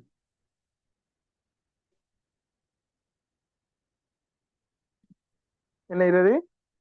நேரடியாக சுவாலையில பிடிக்கிறது. அடுத்தது எரித்து சாம்பலாக்கல். அடுத்தது உலர் வழி கனல் அடுப்புல போட்டு எடுக்கிறது. உலர் வழி முறை. சரியா? இங்க பாரு, நேரடியாக சுவாலையில் பிடித்தல் சொன்னா டைரக்டா பிளேம்ல நெருப்புல பிடிக்கிறது. இவ்வளவுதான். அதுக்கு என்ன உபகரணம் தேவைன்னா மஞ்சள் சுடுறது போட்டு பிடிச்சி செஞ்சூடாகிற வரைக்கும் அவரை சூடாக்குறது. அதாவது இந்த கொல்லன் கம்மாலையில எல்லாம் இரும்பு அப்படியே சிவப்பா வரும். அந்த இப்படி செய்யறது உண்டு. கண்ணாடி உபகரணத்தை செய்யலாமா? இப்படி இப்படி சிவப்பாகிற வரையும் ஒரு கண்ணாடியை சூடாக்கலாமா? புரிய போய்த்திரும். அப்ப இங்க செய்யறது எல்லாம் சத்திர சிகிச்சையில பயன்படுத்துற உபகரணங்களாக இருக்கு. இரும்பு அதாவது வெப்பநிலையால அழியாது. நீ அவ்வளவு சூடாக்கினா கூட அழியாது. இந்த பதார்த்தங்களா எரித்து சாம்பலாக்கி விடுது, இல்லாமக்குறாள். அப்ப இங்க என்ன நீ அப்படி இல்லாமக்குறதுன்னா மருத்துவத்துறையிலிருந்து வார மருத்துவ கழிவுகள்,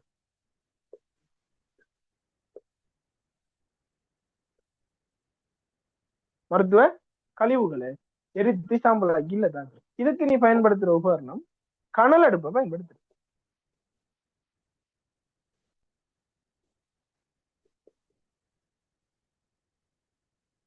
சரி, அதே மாதிரி உலர் வழிமுறை தானே. இதுல 170 பாகை செல்சியஸ்ல 2 மணித்தியாலங்கள் நீங்க வெப்பப்படுத்தணும். 170 பாகை செல்சியஸ்ல 2 மணித்தியாலங்கள் நீங்க வெப்பப்படுத்தணும். சரியா மகால்? சரி, அதுக்கு நீங்க பயன்படுத்துறது உலர் வழி கனல் அடுப்பை யூஸ் பண்ணி. கனல் அடுப்பு இப்படி விட்டு தானே. அப்ப இவ்வளவுதான் நான் சொன்ன நிபந்தனை, உபகரணம் யார். அப்ப உலர் வழி கனல் அடுப்பால நீங்க 170 பாகை செல்சியஸ் வெப்பப்படுத்துறது இங்கேயும் கண்ணாடி உபகரணங்கள் அழகா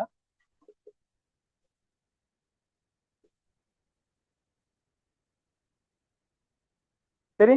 இங்க எல்லா பக்கமும் நீராவி படணுன்ற மாதிரி இங்க எல்லா பக்கமும் நீராவி படணுன்ற அவசியம் இல்லை. என்னன்னா இது உலர் வழிமுறை. சரியா, உலர் வெப்பத்துல உலர் வழிமுறை. அப்ப தேவை நல்ல சூடான காத்து அனுப்ப முடியும். அப்ப அது சோறா படும். சரியா, அடுத்தது பாய்ச்சராக்கம். பாய்ச்சராக்கம் என்ன? 2 டைப் இருக்கு பாய்ச்சராக்கத்துல. குறுகிய நேரம்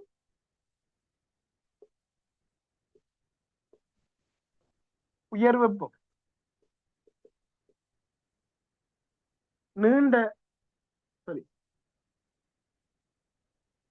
குறுகிய வெப்பம் தாழ் வெப்பம்,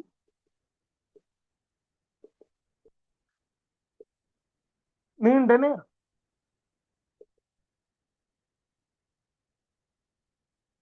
சரியா, அது எவ்வளவு குறுகிய நேரம்னா 15 செகண்ட். அது எவ்வளவு உயர் வெப்பம் 72 பாகை செல்சியஸ். அது எவ்வளவு அந்த தாழ் வெப்பம் கேட்டீங்கன்னா அவ்வளவு குறையலாம் இல்ல, இதோட ஒப்பிடக்குள்ள குறை 63 பாகை செல்சியஸ். எவ்வளவு நீண்ட நேரம் கேட்டீங்கன்னா 30 நிமிடம். சரி, 15 செகண்ட் 30 நிமிடம். யோசிச்சு பாருங்க. இவரு 15 செகண்டுக்கு 72, இவரு 30 நிமிஷத்துக்கு 63. வெப்பநிலையம் அவ்வளவு குறை இல்லை, அவரோட ஒப்பிடக்குள்ள குறை. இன்னொன்று பாலை பாய்ச்சராக்கம் செய்யுது. இது பொதுவாக பாய்ச்சராக்கம் செய்யறது பியர், வைன் இப்படியானதுக்கு தான் செஞ்சுட்டு இருந்த. இப்ப பாலையும் பாய்ச்சராக்கம் செய்யறா.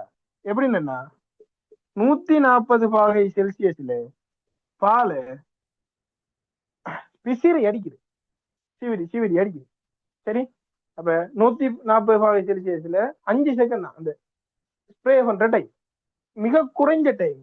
இல்ல இந்த உயர் வெப்பநிலை பாரு, உலர் வழி கனல் அடுப்புல யூஸ் பண்ற வெப்பநிலைக்கு ஈக்குவல் வருவார் கிட்டத்தட்ட 140 170. சரி, அப்ப இதான் இந்த பாய்ச்சராகுது இல்ல. சரி, அப்ப இது பாருங்க, இவ்வளவுத்தையும் நீங்க எழுதினாலே கொதிக்கை செய்தல் 100 பாகை செல்சியஸ் யூஸ் பண்ணி பாத்திரங்களை கொதிக்க. அப்ப அதுல 3 பாயிண்ட்ஸ் வந்துடும். 4 5 6 7 8 9 10 11 12 13 14 15 16 17 18 19 20 21 22 23 24 25 26 27 28 29 30. இது போல தெரியலாம் 30 பாயிண்ட்ஸ் வந்துட்டு விளங்கானே. அப்ப மண் வளம்ன்றது இந்த இடத்துல ஒரு சின்ன பாட் கேள்விதான். ஆனா அதுக்கு இன்னும் 2 இருக்கு வெளியால. என்ன என்னது மென்சவு வடிகட்டல். இது ஒரு பௌதிக முறையில மிச்சம் சிம்பிளான ஒரு முறை. 0.01 மைக்ரோமீட்டர்ல இருந்து 0.45 மைக்ரோமீட்டர் வரைக்குமான பருமனுள்ள பதார்த்தங்களை இதுக்குள்ளால வடிக்குது. இந்த வடி இந்த அந்த பயன்படுத்துற வடிற சைஸ் மிச்சம் சின்ன. இதுக்குள்ள வைரசுகள் கூட வடிபடும். அப்ப அந்த அளவுக்கு சின்ன பருமனுள்ள வடியை பயன்படுத்தி வடிக்கிறேன். இது பொதுவா வளர்ப்பு ஊடகங்களை படிப்பார். ஏன்னு சொன்னா இப்ப இங்க பாரு, வெப்பம் வெப்பம்.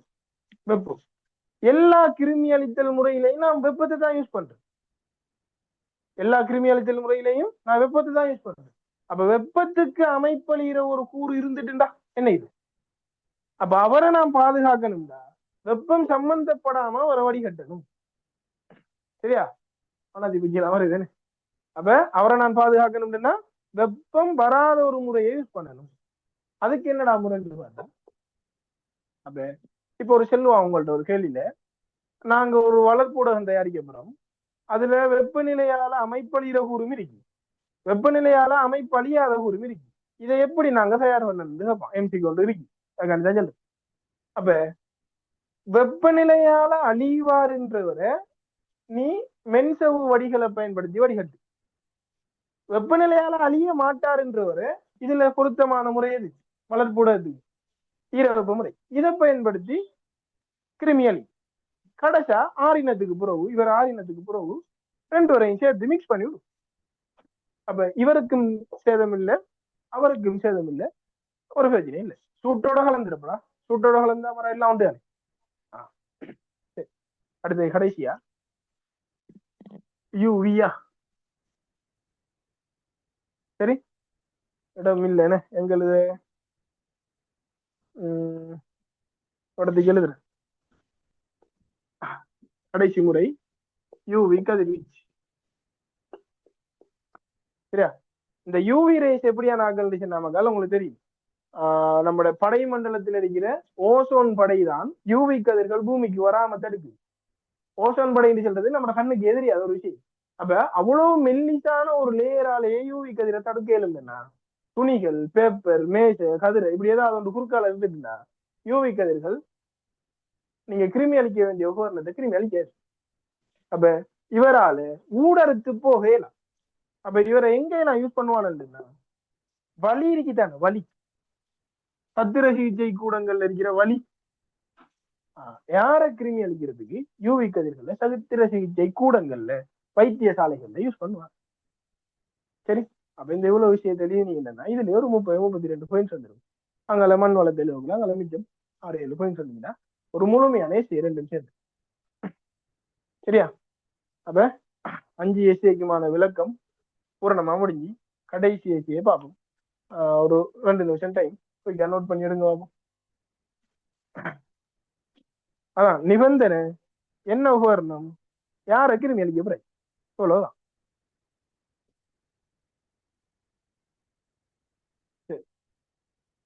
அப்ப அடுத்த கேள்வி என்ன? கடைசி கேள்வி சிறுகுறிப்பு. அப்ப சிறுகுறிப்பு கேள்வி வந்து எல்லாம்னே 7, 8, 10 சாரி 9 கேள்வியே ஒரு தனி எஸ்சியில போடுறாங்க. அப்ப போட்டானுச்சுன்னா 7, 8, 9, 10 இந்த 4 அலகுல இருந்தும் எதுண்டான ஒரு தலைப்பை தூக்கி போடுவாங்க சிறுகுறிப்புல. கட்டாயம் நீங்க செலக்ட் பண்ற எஸ்சியில சிறுகுறிப்பு இருக்கிற மாதிரி பாத்துக்கோங்க. நல்லா உங்களுக்கு ஃப்ளூவண்டா தெரிஞ்சதுண்டா சிறுகுறிப்பை மிஸ் பண்ணாம எடுங்க, செலக்ட் பண்ணுங்க.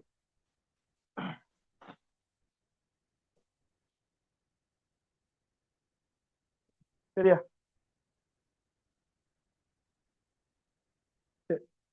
அப்ப 10வது கேள்வி என்ன? சிறுகுறிப்பு. அதுல ஏற்பாட் கேள்வி கேட்டிருக்கான் அயன மண்டல காடுகள்.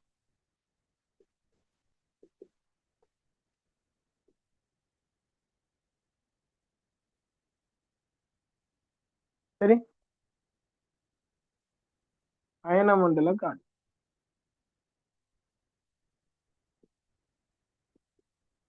அப்ப அதுல பேர்ல இருக்கலாம் அயன மண்டல காடுகள். அப்ப நான் ஏற்கனவே எம்சிக்யூ செய்யக்குள்ள சொல்லிப்பேன், கட்டாயம் நீ பூமியில சென்டர் பாயிண்ட்ல இருந்து மத்திய ரேகையில இருந்து வடக்கு நோக்கி போகக்குள்ள என்னென்ன காடுகள் வரும் தெரிஞ்சு வச்சுக்க. அல்லது நீ வடக்குல இருந்து பூமத்திய ரேகையை நோக்கி வரக்குள்ள தெரிஞ்சு வச்சுக்க. அது ஒன்று இருக்கும். ஆனா கட்டாயம் ஓடர் படி தெரிஞ்சுக்க. சரி, அப்ப அயன மண்டல காடுகள் இருக்கும், சவன்னாக்கள் இருக்கும், பாலைவனங்கள் இருக்கும், பரட்டை காடுகள் இருக்கும், அகன்ற சாரி இடைவெப்ப நிலைய புல்நிலங்கள் இருக்கும், அகன்றலை காடுகள் இருக்கும், வடகும்புலிகள் இருக்கும், தந்திராக்கள் இருக்கும். இந்த 8 ஓடரும் உனக்கு தெரிஞ்சிருக்கணும். அதுல ஒரு ஆளை பத்தி கேட்டுக்கலாம். சரி, அப்ப பயோம்ஸ்ல முதலாவது ஆள் என்ன? அயன மண்டலத்தில் இருக்கக்கூடிய ஒரு ஆள், அதால அவருக்கு பேரு அயன மண்டல காடு. சரி. அப்ப முதலாவது அமைவிடம் சார்பாக கதைச்சிடணும். கதைச்சிட்டு இவர்ல ரெண்டா பிரிப்பு நான். ஒன்று அயன மண்டல மலைக்காடு, அயன மண்டல உலர்காடு. இது ரெண்டையும் பிடிச்சுக்கிட்டு தான் நம்ம எல்லாத்தையுமே செல்லப்படுறதுல. நீங்க செல்லணும், கட்டாயம் செல்லணும். மலை வீழ்ச்சி செல்லணும், கட்டாயம். மலை வீழ்ச்சி செல்லணும், கட்டாயம். வெப்பநிலை செல்லணும், கட்டாயம். தாவர கூட்டம் செல்லணும், ஆட்சியான தாவர கூட்டம் செல்லணும், கட்டாயம். விலங்குகள் என்ன இருக்கின்ற செல்லணும்.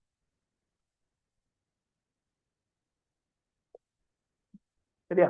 அப்ப ஒரு சிறு குறிப்புண்டு சொன்னா அந்த சிறு குறிப்புல ஒரு 10-15 பாயிண்ட்ஸ்களை எதிர்பார்ப்போம் வழக்கமா. ஒரு முழுமையான இசை என்னன்னா 38-40 பாயிண்ட்ஸ் எதிர்பார்ப்பான். இது சிறு குறிப்பு தானே. இத மாதிரி ஒரு 3 கேள்வி வர போகுது. அப்ப குறைஞ்சது ஒரு 15, 12, 15, 10 அப்படி மாறிட்டு போகும். அப்ப இங்க பாரு, அயன மண்டல காடு, 2 காடு இருக்குன்னு போட்டாச்சு. மலைக்காடு, உலர்காடு. மலையில 4 விஷயம், உலர்ல ஒரு மெயினான 4 விஷயம். 4 8 அதுலயே வந்து இவரை செல்றதுக்கு கொண்டு, இவரை செல்றதுக்கு கொண்டு, ஒரு அமைவிட செல்றதுக்கு கொண்டு, அதுலயே 10-12 பாயிண்ட்ஸ் இவ்வளவு. சரி. எல்லா காடுகளையும் மலை வீழ்ச்சி தெரிஞ்சிருக்கணும், எல்லா காடுகளையும் வெப்பநிலை தெரிஞ்சிருக்கணும், எல்லா காடுகளையும் தாவர கூட்டம் விலங்குகள் கட்டாயம் தெரிஞ்சிருக்கணும். எம்சிக்யூ ஸ்ட்ரக்சர் எல்லாத்தையும் இருக்கு. சரி. அப்ப அயன மண்டல மலைக்காடுகள் மலைதானே. அப்ப இங்க மலை வீழ்ச்சி கூட இருக்கு, உலர்தானே.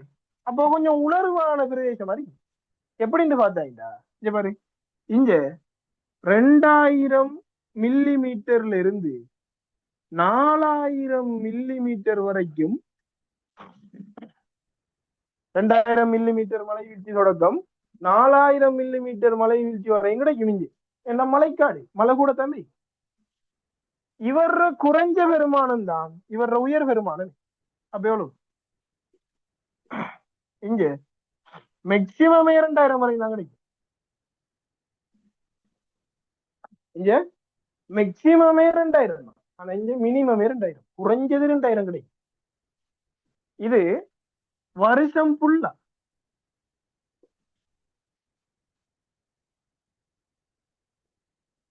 இந்த மலை வீழ்ச்சி எப்படி கிடைக்கும்? வருடம் முழுவதும் கிடைக்கும். ஆனா இங்க வருஷத்துல ஒரு குறிப்பிட்ட காலத்துக்கு உலர்கால நிலை நிலம் கிட்டத்தட்ட 6 மாசத்துக்கு அல்லது 7 மாசத்துக்கு உலர்காலமா இருக்கும். என்ன அதுல பேரு உலர்கால உலர்காடு. அப்ப மலை வீழ்ச்சி வருஷத்துல அரைவாசிக்கு தான் கிடைக்கும், ஒரு அரைவாசி மழை இல்லாம இருக்கு. ஆனா இங்க அப்படி இல்லை, நிறைய மழை பெய்யும், ஆனா வருஷம் ஃபுல்லா பெய்யும். இங்க மழையும் குறையத்தான் கிடைக்கும், கிடைக்கிற காலமும் குறையத்தான் கிடைக்கும். அப்ப இந்த விஷயத்தான் இருக்கு. வெப்பநிலை, வெப்பநிலைன்னு பாத்தீங்கன்னா மலைக்காடு தானே, உலர்காடு தானே இவரு. அப்ப இவரை விட இவர்ல வெப்பம் குறையணும். இங்க 25 பாகை செல்சியஸ்ல இருந்து 29 பாகை செல்சியஸ் வரைக்கும் வெப்பம் கிடைக்கும். இது கூடின வெப்பம் தான், இல்லைன்னு இல்லை. ஆனா இதை விட கூட எவ்வளவு 33 பாகை செல்சியஸ் வெப்பம். ஏன்னா அதுல பேர என்ன, உலர்காடு. உலர்வுத்தன்மை என்னன்னா அப்ப ஹீட் கூட, மழை குறை, சின்ன விஷயம். ஆட்சியான தாவரம், மழை கூடுதலா கிடைக்கும், வெப்பம் குறை எரிக்கும். அப்ப இந்த தாவரம் எப்படியான தாவரமா இருக்கும்? மழை நல்லா கிடைக்குது, வெப்பம் குறை எரிக்கும், எப்படியான தாவரமா இருக்கும்? நல்லா ஆரோக்கியமா வளர்ந்து பசுமையான தாவரம். நான் இதை ஒப்பிட்டு தான் கேட்டு இருக்கேன். இங்க பாருங்க, இங்க மழையும் குறைய வெப்பமும் கூட. அப்ப இங்க இருக்கிற மெயினா இலை உதிர்கின்ற தாவரங்களில் என்ன தாவரங்கள் இருக்கும்? இலை உதிர். ஏன்னு சொல்லி வெப்பம் கூட, வெப்பத்திலிருந்து தன்னை பாதுகாக்கிறதுன்னா தாவரங்கள் இலையை கலட்டி விட்டுரும். ஏன் இலை இருந்துச்சுன்னா நீர் இழப்பால கடுமையான ஆபத்து வரும். ஆனா 2 காட்டிலையும் மேலொட்டிகள் இருக்கு, 2 காட்டிலையுமே மேலொட்டிகள் இந்த மேலொட்டிகள் பொதுவான விஷயம். அப்படின்னு பாருங்க, 1 2 3 4 5 6 7 8 9. இப்ப 9 பாயிண்ட். சரியா? அடுத்தது தாவரங்கள் சின்னத்தால நம்ம இവിടുത്തെ இன்னொரு விஷயத்தை கையிடுவோம். இந்த மலைக்காடுகள் இருக்கியா, இந்த மலைக்காட்டில் இருக்கிற தாவரங்கள் விதான படைகளை கொண்டதாக இருக்கு. வெளிப்பாட்டு விதானம், உபவிதானம், கீழ்ப்படை விதானம் சொல்லி இதுல விதானங்கள் தாவரங்கள் லேயர் லேயரா தெரியும். இப்ப உதாரணமா ஒரு காடு இருக்கின்றன்னா அந்த காட்டுல ஒரு பெரிய மரம் இருக்கு, இது ஒரு லேயர். அடுத்தது காட்டுல அதை விட குட்டி மரம் இருக்கு, நிழல் தவிர்ப்புல படிச்சிருக்கோமா, குட்டி மரம் இருக்கு. அப்ப இது ஒரு லேயர், ஒரு விதானம். அடுத்தது இன்னும் கொஞ்சம் குட்டி மரம் இருக்கு, அப்ப இது ஒரு லேயர். அடுத்தது பார்த்தா கீழே புல் இருக்கு, அப்ப அது ஒரு லேயர். விதானம் என்ன, உயரம் மாறி மாறி. இப்ப ஒரு குறித்த வகை தாவரங்கள் ஒரே உயரத்துல இருக்கு, இன்னொரு குறித்த வகை தாவரங்கள் அதை விட கீழே ஒரே உயரத்துல இருக்கு. சரியா? ரூலர் வச்சு கூட அடிச்ச மாதிரி இருக்காது, ஒரு அந்நளவான உயரத்துல இருக்கு. அடுத்து கீழே ஒரு படை இருக்கு, அப்ப கீழ் வளரை படை, விதானப்படை, உபவிதானப்படை, வெளிப்பாட்டு படைன்னு சொல்லி விதானங்கள் இல்லை. அத மலைக்காடுகள்ல விதானங்கள் அவதானிக்கக்கூடியது. அப்ப இங்க இருக்கிற விலங்குகள் ரெண்டுக்குமே பொதுவா தாங்க இருக்கும், தனித்தனியே செல்ல மாட்டோம். அப்ப இதில் இருக்கிற விலங்குகள் பூச்சியினங்கள் கூட, ஆத்திரகோட்டுகள் கூட. சரி, அதிக அளவான கிட்டத்தட்ட 30 மில்லியன் இனங்கள், 30 மில்லியன் வகையான இனங்கள் இந்த காடுகள்ல வாழும். சரியா? அப்ப நிறைய இனங்கள் இதுக்குள்ள வாழ்றதுக்கான வாய்ப்புகள், சூழல்கள் கூட. சரி, அப்ப கட்டாயம் 8 காடுகளை பத்தியும் இந்த அவ்வளவு விஷயமும் நமக்கு தெரியணும். மழை வீழ்ச்சி தெரியணும், வெப்பநிலை தெரியணும், தாவர இனங்கள் தெரியணும், விலங்குகள் தெரியணும். 8யுமே ஒரு எஸ்ஐல கேட்கல அடைச்சிரு. 8யும் கேட்டா அது 3-4 எஸ்ஐல டைம் தெரியும். அப்ப அவன் இப்படி என்னன்னா உண்டை கேட்பான் சிறுவரிப்புல, இல்லையா ஒரு 2 விஷயத்தை கேட்பான், ஒரு 3 கேட்பான். எதை கேட்டாலும் உங்களுக்கு இதெல்லாம் தெரியணும். இங்க பாருங்க, இப்ப நீ பாருங்க, 1 2 3 4 5 6 7 8 9 10 11 12 13 13 பாயிண்ட் இதுல வந்து சிறுகுறிப்பு தானே. அப்ப ஒரு 13 14 15 அந்த ரேஞ்சில செட் பண்ணுவோம். சரியா? சரி, பாத்தீங்க அப்ப என்ன என்ன நடக்குது, என்ன செய்யுதானல், எப்படி எப்படி இதை யூஸ் பண்றோம், கேள்வி எதன் சார்பா வரும், இது இந்த 4 விஷயம் தாங்க. எந்த காட்டை எடுத்தாலும் இந்த 4 விஷயம் தாங்க எழுதுது. வெப்பநிலை கேட்பாரு, மழை வீழ்ச்சி கேட்பாரு, தாவரம் கேட்பாரு, விலங்கு கேட்பாரு. அப்ப இது இவ்வளவு தெரிஞ்சா எப்படி அவர் நம்மளை பிள்ளை எடுக்க வைக்கிற கேலாம். அப்ப அது நம்ம இதை கேள்வி செஞ்சு செஞ்சு என்ன கேட்கா என்ன கேட்கா என்ன கேட்கான்னு பிடிச்சிட்டோம்டா இவ்வளவுதான். பாக்குறது தான் பெருசா தெரியுது, உள்ள விஷயம் வந்து பிடிக்காத நோட் பண்ணுங்க, நோட் பண்ணிட்டு.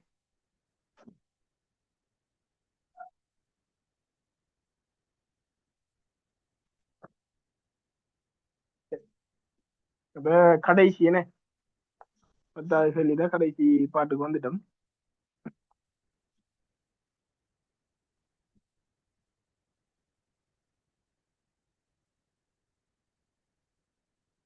இந்த வீடியோவை பார்க்கிறார்கள் நீங்க மட்டும் பயனடைஞ்சிட்டு போகாம மத்தாக்களுக்கு ஷேர் பண்ணி விடுங்க, சப்ஸ்கிரைப் பண்ணி வச்சுக்கோங்க, நோட்டிபிகேஷன் வரும் வீடியோஸ் போடக்குள்ள. இப்போ இதில் உங்களுக்கு யூஸ்ஃபுல்லா இருந்துச்சுன்னா மத்தாக்களுக்கும் கிடைக்கிற மாதிரி ஷேர் பண்ணுங்க.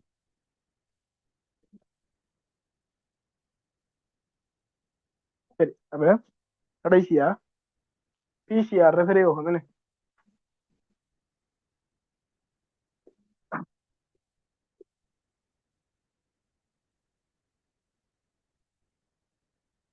சரியா? முதலாவது பிசிஆர் சொல்றது என்ன என்று விளங்கிட்டீங்கன்னு சொன்னா இதுல பிரயோகத்தை ஞாபகம் வச்சுக்கிறதுலாம் அவ்வளவு கஷ்டமான விஷயம் இல்லை. என்ன பிசிஆர் சொன்னா என்ன கேட்டா, பொலிமரே பொலிமரேஸ் என்று சொல்ற நொதியத்தை பாவிச்சு செய்யற செயின் ரியாக்ஷன். ஒரு செயின் எப்படி இருக்கும்? ஒரு ஒரு செயின், ஒரு ஒரு மாலை எப்படி இருக்கும்? ஒரு டிசைன் இருக்கும்ல, இப்படி ஏதோ ஒரு சங்கிலி இருக்கும். இந்த சங்கிலி திரும்ப திரும்ப வரும், திரும்ப திரும்ப வரும், திரும்ப திரும்ப வரும். இதானே பொலிமரை, சாரி இதானே செயின். ஒரு ஒரு சின்ன துண்டு இருக்கும், அந்த துண்டு திரும்ப திரும்ப வரும், சங்கிலி. அப்ப பொலிமரேஸ் செயின் ரியாக்ஷன் என்னண்டா, பொலிமரேஸ் நொதியத்தை பயன்படுத்தி அதே வேலையை திரும்ப திரும்ப திரும்ப திரும்ப திரும்ப திரும்ப திரும்ப திரும்ப திரும்ப திரும்ப சரியா? சரி. அப்ப இது நான் ஏன் செய்யறேன்னு சொன்னா ஒரே ஒரு காரணம் நமக்கு, பிசிஆர் பிரயோகம் உண்டுதான், ஒரே ஒரு பிரயோகம் தான். நல்லா அமைச்சிங்க. உனக்கு கிடைச்ச டிஎன்ஏ சேம்பிள் இருக்கு, அதை பெருக்கிறது தான் நோக்கம். பொலிமரேஸ் செயின் ரியாக்ஷன் செய்யறது நோக்கம் என்னன்னு கேட்டா, உனக்கிட்ட கொஞ்சம் டிஎன்ஏ இருக்கு. இப்போ உதாரணமா ஒரு இடத்த வந்து ஒரு கல்லன் களை எடுத்துட்டு போய்த்துருவான், ஒருத்தன் வந்து ஒரு ஆளை கொலை செஞ்சுட்டு போய்த்துருவான். களை எடுக்க வாரவன், கொலை செய்யற வாரவன் எல்லாம் சும்மா வந்து எல்லாத்தையும் பிடிச்சி தூக்கி அடிச்சு அப்படி செய்ய மாட்டான். மிச்சம் அவதானமா நுணுக்க மாறுவான். தப்பி தவறிதான் அவன்ல இருந்து ஏதோ ஒரு டிஎன்ஏ கிடைக்க வாய்ப்பு இருக்கு. அப்ப அந்த டிஎன்ஏ நிறைய பரிசோதனைகள் உட்படுத்தணும், இவன் யாருன்னு கண்டுபிடிக்கிறா என்ன. அப்ப அதுக்கு எனக்கு அவன் விட்டுட்டு போன ஒரே ஒரு டிஎன்ஏ வச்சுக்கிட்டு செய்யலாம். அந்த அந்த அந்த நோயாக்கி, இப்ப இந்த உடம்புக்கு ஒரு நோயாக்கி வந்துட்டுன்னா அந்த நோயாக்கியில ஒரு குறிப்பிட்ட அளவு தான் டிஎன்ஏ இருக்கு. அந்த ஒரே ஒரு டிஎன்ஏ நான் இப்ப உதாரணத்துக்கு வைங்கணும், ஒரு பாக்டீரியா வந்துருக்கு, இது பாக்டீரியாவா பங்கஸா வைரஸா கண்டுபிடிக்கிறதுக்கு நான் ஒரு பரிசோதனை செய்யறேன். அதுக்கு நான் ஒரு பாக்டீரியா வந்து அவரோட டிஎன்ஏ பங்கஸ் பரிசோதனைக்கு யூஸ் பண்ணிட்டு, இப்ப அது பங்கஸ் இல்லை. இப்ப எப்படி நான் அடுத்ததுக்கு யூஸ் பண்றது? ஏலா. அப்ப முதலாவது எனக்கு கிடைக்கிற மாதிரி ஒரு ஒரு ஒரு கொலை நடந்த சம்பவம் இருந்தாலும் சரி, ஒரு திருட்டு சம்பவம் இருந்தாலும் சரி, ஒரு நோயாக்கி என்ற உடம்புக்கு வந்தாலும் சரி, இல்லாட்டி நான் ஒரு அகழ்வாராய்ச்சி ஒரு இடத்துல போய் தொல்பொருள் ஆராய்ச்சி செய்யறேன், அங்க எனக்கு இப்ப யோசிச்சு பாருங்க, எத்தனையோ வருஷத்துக்கு முதல் செத்து போன ஒரு டைனோசர் நான் ஆராய்ச்சி செய்ய போறேன், பல மில்லியன் வருஷத்துக்கு முதல். அது பெரிய கிலோ கணக்குல மூட கணக்குல கிடைக்குமா மாதிரி? இல்ல. எங்க நான் ஒரு மண் போல, எங்க நான் ஒரு சின்ன ஒரு குண்டு கிடைக்கும், அதுல டிஎன்ஏ இருக்கிறதே அதிசயம். அப்ப அதை எடுத்து நான் என்னென்றான ஒரு தேவையில்லாத பரிசோதனை செஞ்சுட்டேன்னா என் தேவையான பரிசோதனைக்கு நான் எங்க போறேன்? இன்னொரு டைனோசரை கொள்ளையிலும் பண்ணாலும். அப்ப இருக்கிற மாதிரியே பெருக்கிறது தான் நோக்கம். பிசிஆர் நோக்கம் உண்டுதான், பயன் உண்டுதான். என்னது? டிஎன்ஏ பெருக்கு. ஆனா துறைகள் மாற மாற பிரயோகம் மாறுமாளோ. பிசிஆர் பிரயோகம் உண்டுதான், செயின் திரும்ப திரும்ப திரும்ப திரும்ப வர மாதிரி அந்த பொலிமரேஸ் செயின் ரியாக்ஷனை பாவிச்சு கிடைச்ச மாதிரியே நிறைய எடுத்துட்டு எனக்கு என்ன பரிசோதனை வேணுமோ செய்யலாம். இருக்கிற ஒன்றே ஒன்றை ஒரு பரிசோதனை செஞ்சு காணத்து விட்டேன்னா, அழிச்சு விட்டேன்னா எப்படி நான் மிச்சத்தை கண்டுபிடிப்பேன்? அப்ப முதல் வந்ததை நிறைய எடுத்துட்டு நான் எனக்கு விருப்பமானது தீவன். இத நீ தொல்பொருள்ல பாவிச்சா தொல்பொருள் இல்ல பாவிக்க, பொரன்சிக் டிபார்ட்மெண்ட் தடயவியல் நிபுணர்கள் பாவிச்சா தடயவியல் பிரயோகம். ஒரு நோய்க்காரணி எடுத்து கண்டுபிடிக்க தொற்று காரணிகளை கண்டுபிடிக்கிறேன். என்ன கூர்ப்பு பத்தி படிக்கிறதுக்கு சீராயிண்டா கூர்ப்பு தொடர்பான கற்கைகளில் உதவும். ஒரு என்ன டிஎன்ஏ சீக்வன்சிங் செய்யப்பட என்னன்னா தொடர்படுத்தலில் உதவும். பிரயோகம் ஒன்றுதான், துறை வேறு. சரி. அப்ப நீங்க தொற்றற் காரணிகளை கண்டுபிடிக்கிறதுக்கு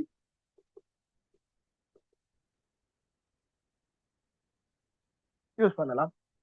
ஏதோ ஒரு அகழ்வாராய்ச்சியில தொல்பொருள்ல இருந்து கிடைச்ச டிஎன்ஏ பெருக்கிறதுக்கு பயன்படுத்தலாம். ஒரு அங்கிர கூர்ப்பு சம்பந்தமாக படிக்கிறதுக்கு பயன்படுத்தலாம். தடயவியல் சொன்னா இந்த கொள்ளை கொள்ளை அப்படியான சம்பவங்கள் நடந்தா அந்த பிரஸ்ல எடுத்துட்டு போய் நின்று துறைச்சி இப்ப அந்த பாட்டி பொரன்சிக் டிபார்ட்மெண்ட் அவங்க என்ன சேர்ற குந்திட்டு இருந்து எது நானும் ஒரு டிஎன்ஏ துண்டு கிடக்கான தேர்றேன். அப்ப அந்த டிஎன்ஏ துண்டை பெருக்கி கொடுத்தீங்கன்னா அவரு அவருக்குரிய எல்லா பரிசோதனையும் செஞ்சு வைப்பாரு. இப்ப இவன் இந்த கல்லனா இவன் அந்த கல்லனா சொல்லி ஒவ்வொன்றுக்கும் செஞ்சு பார்க்கறதுக்கு அவர்கிட்ட ரிசோர்ஸ் இருக்கு, அந்த ரிசோர்ஸ் வச்சு செஞ்சு வைப்பாரு. அப்ப தொற்றற்காரணிகளை கண்டுபிடிக்கலாம், தொல்பொருள் ஆராய்ச்சியில பங்கெடுக்கலாம், கூர்ப்பை கண்டுபிடிக்கலாம், தடயவியல் நிலைமைகளை யூஸ் பண்ணலாம்.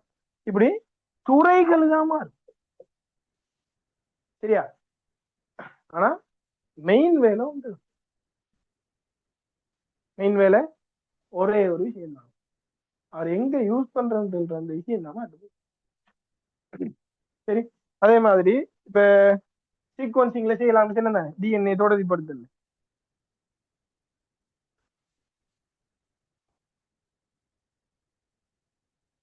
என்னது டிஎன்ஏ தொடர்புபடுத்தல்? நம்மட டிஎன்ஏல இருக்கிற எல்லா நைட்ரஜன் பேஸ் ஒழுங்கையும் எழுதி எடுக்கிறேன். எல்லா நைட்ரஜன் பேஸ் ஒழுங்கையும் எழுதி எடுக்கிறேன். இது மிக முக்கியமான ஒரு விஷயம். புரதங்கள் வகுப்புல வாங்குறதுல எல்லாம் இது மிக முக்கியமான விஷயம். அப்ப நீங்க அதான் இந்த சாப்டர் படிக்கக்குள்ள அது ஆழமா படிக்கிறது. இது அதுக்குள்ள வராது. ஒரு பிரயோகம். நீ நிறைய பெருக்கி வச்சா நிறைய தரம் சீக்வன்சிங் எடுத்து பார்க்கலாம். பிழைச்சாலும் இப்ப வழக்கமா நாம ஒரு ஃபார்ம் ஃபில் பண்ண முதல் 2 ஃபார்ம் போட்டோ காப்பி வரணும்ல. அதான் பிசிஆர்ன்றயா ஒரு ஃபார்ம் ஃபில் பண்ண போறீங்க, முக்கியமான ஃபார்ம். ஆனா கட்டாயம் ஒரு போட்டோ காப்பி எடுத்துக்கீங்க. எடுத்து நீங்க போட்டோ காப்பியை நிரப்பி பார்த்துட்டு சில இல்லாட்டி தான் இதை நிரப்பீங்க.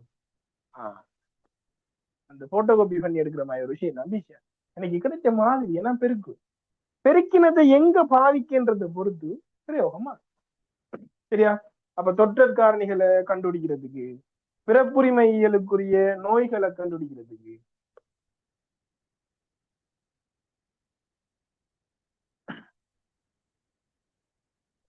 பிறப்புரிமைகளுக்குரிய நோய்களை கண்டறிக்கிறதுக்கு தடயவியல் நிபுணர்கள் வாய்ப்பாக, மிகவும் குறைந்தளவான டிஎன்ஏ பட்டிகைகள்ல இருந்து டிஎன்ஏ பெருக்கிறதுக்கு, பரிணாம உயிரியல் கூர்ப்பு சம்பந்தமாக படிக்கிறதுக்கு, மானிடவியல்ல புராதன சிதைவுகள்ல இருந்து கிடைக்கக்கூடிய அந்த தொல்பொருள்ல இருந்து கிடைக்கக்கூடிய மாதிரியை பெருக்கிறதுக்கு, உரை பணிகள்ல இருந்து கிடைக்கக்கூடிய இப்ப கிட்டத்துல சொல்லி ஒரு கிறிஸ்டல் ஐஸ் கியூப் ஒன்றுக்குள்ள இருந்து அந்த டைனோசர்கள் வாழ்ந்த காலத்துல வாழ்ந்த ஒரு நுழம்பு இருக்காம், அதுல இருந்து டிஎன்ஏ எடுத்திருக்கலாம் டைனோசர்கள் இப்ப சொல்றாங்க. அப்ப யோசிச்சு பாருங்க, டைனோசர்கள் உண்மையோ பொய்யோ, டைனோசர்கள் காலத்துல வாழ்ந்த நுழம்பு கிடைச்சதே பெரிய அரிய ஒரு விஷயம். அதுக்குள்ள டிஎன்ஏ இருக்கும்னா அது அடுத்த இன்னும் அரிது. அப்ப அந்த டிஎன்ஏ எடுத்து நான் ஒரு ஆய்வுக்கு யூஸ் பண்ணிட்டேன்டா முடிஞ்சு அழிஞ்சிடுமே. அப்ப எனக்கு முதல் எத்தனை பரிசோதனையும் செய்யணும், ஆனா கிடைச்ச மாதிரி ஒன்றுதான். நான் முதல் என்னைவன் பெருக்கி போட்டு சரியா மகால்? சரி, அப்ப இவ்வளவுதான். இதோட உங்களோட எல்லா கேள்விகளும் முடியுதுன்னு. அப்ப நாம இந்த ஃப்ரீ செமினார் 2025 வெற்றிக்குரியது எம்சிக்யூ ஸ்ட்ரக்சர் என்று தொடங்கினோம். இதுல எம்சிக்யூ 50க்குமான பூரணமான விளக்கம் முடிஞ்சு அதுக்குரிய வீடியோ வேண்டாலும் நம்மளோட யூடியூப் சேனல்ல இருக்கு, நீங்க பாருங்க.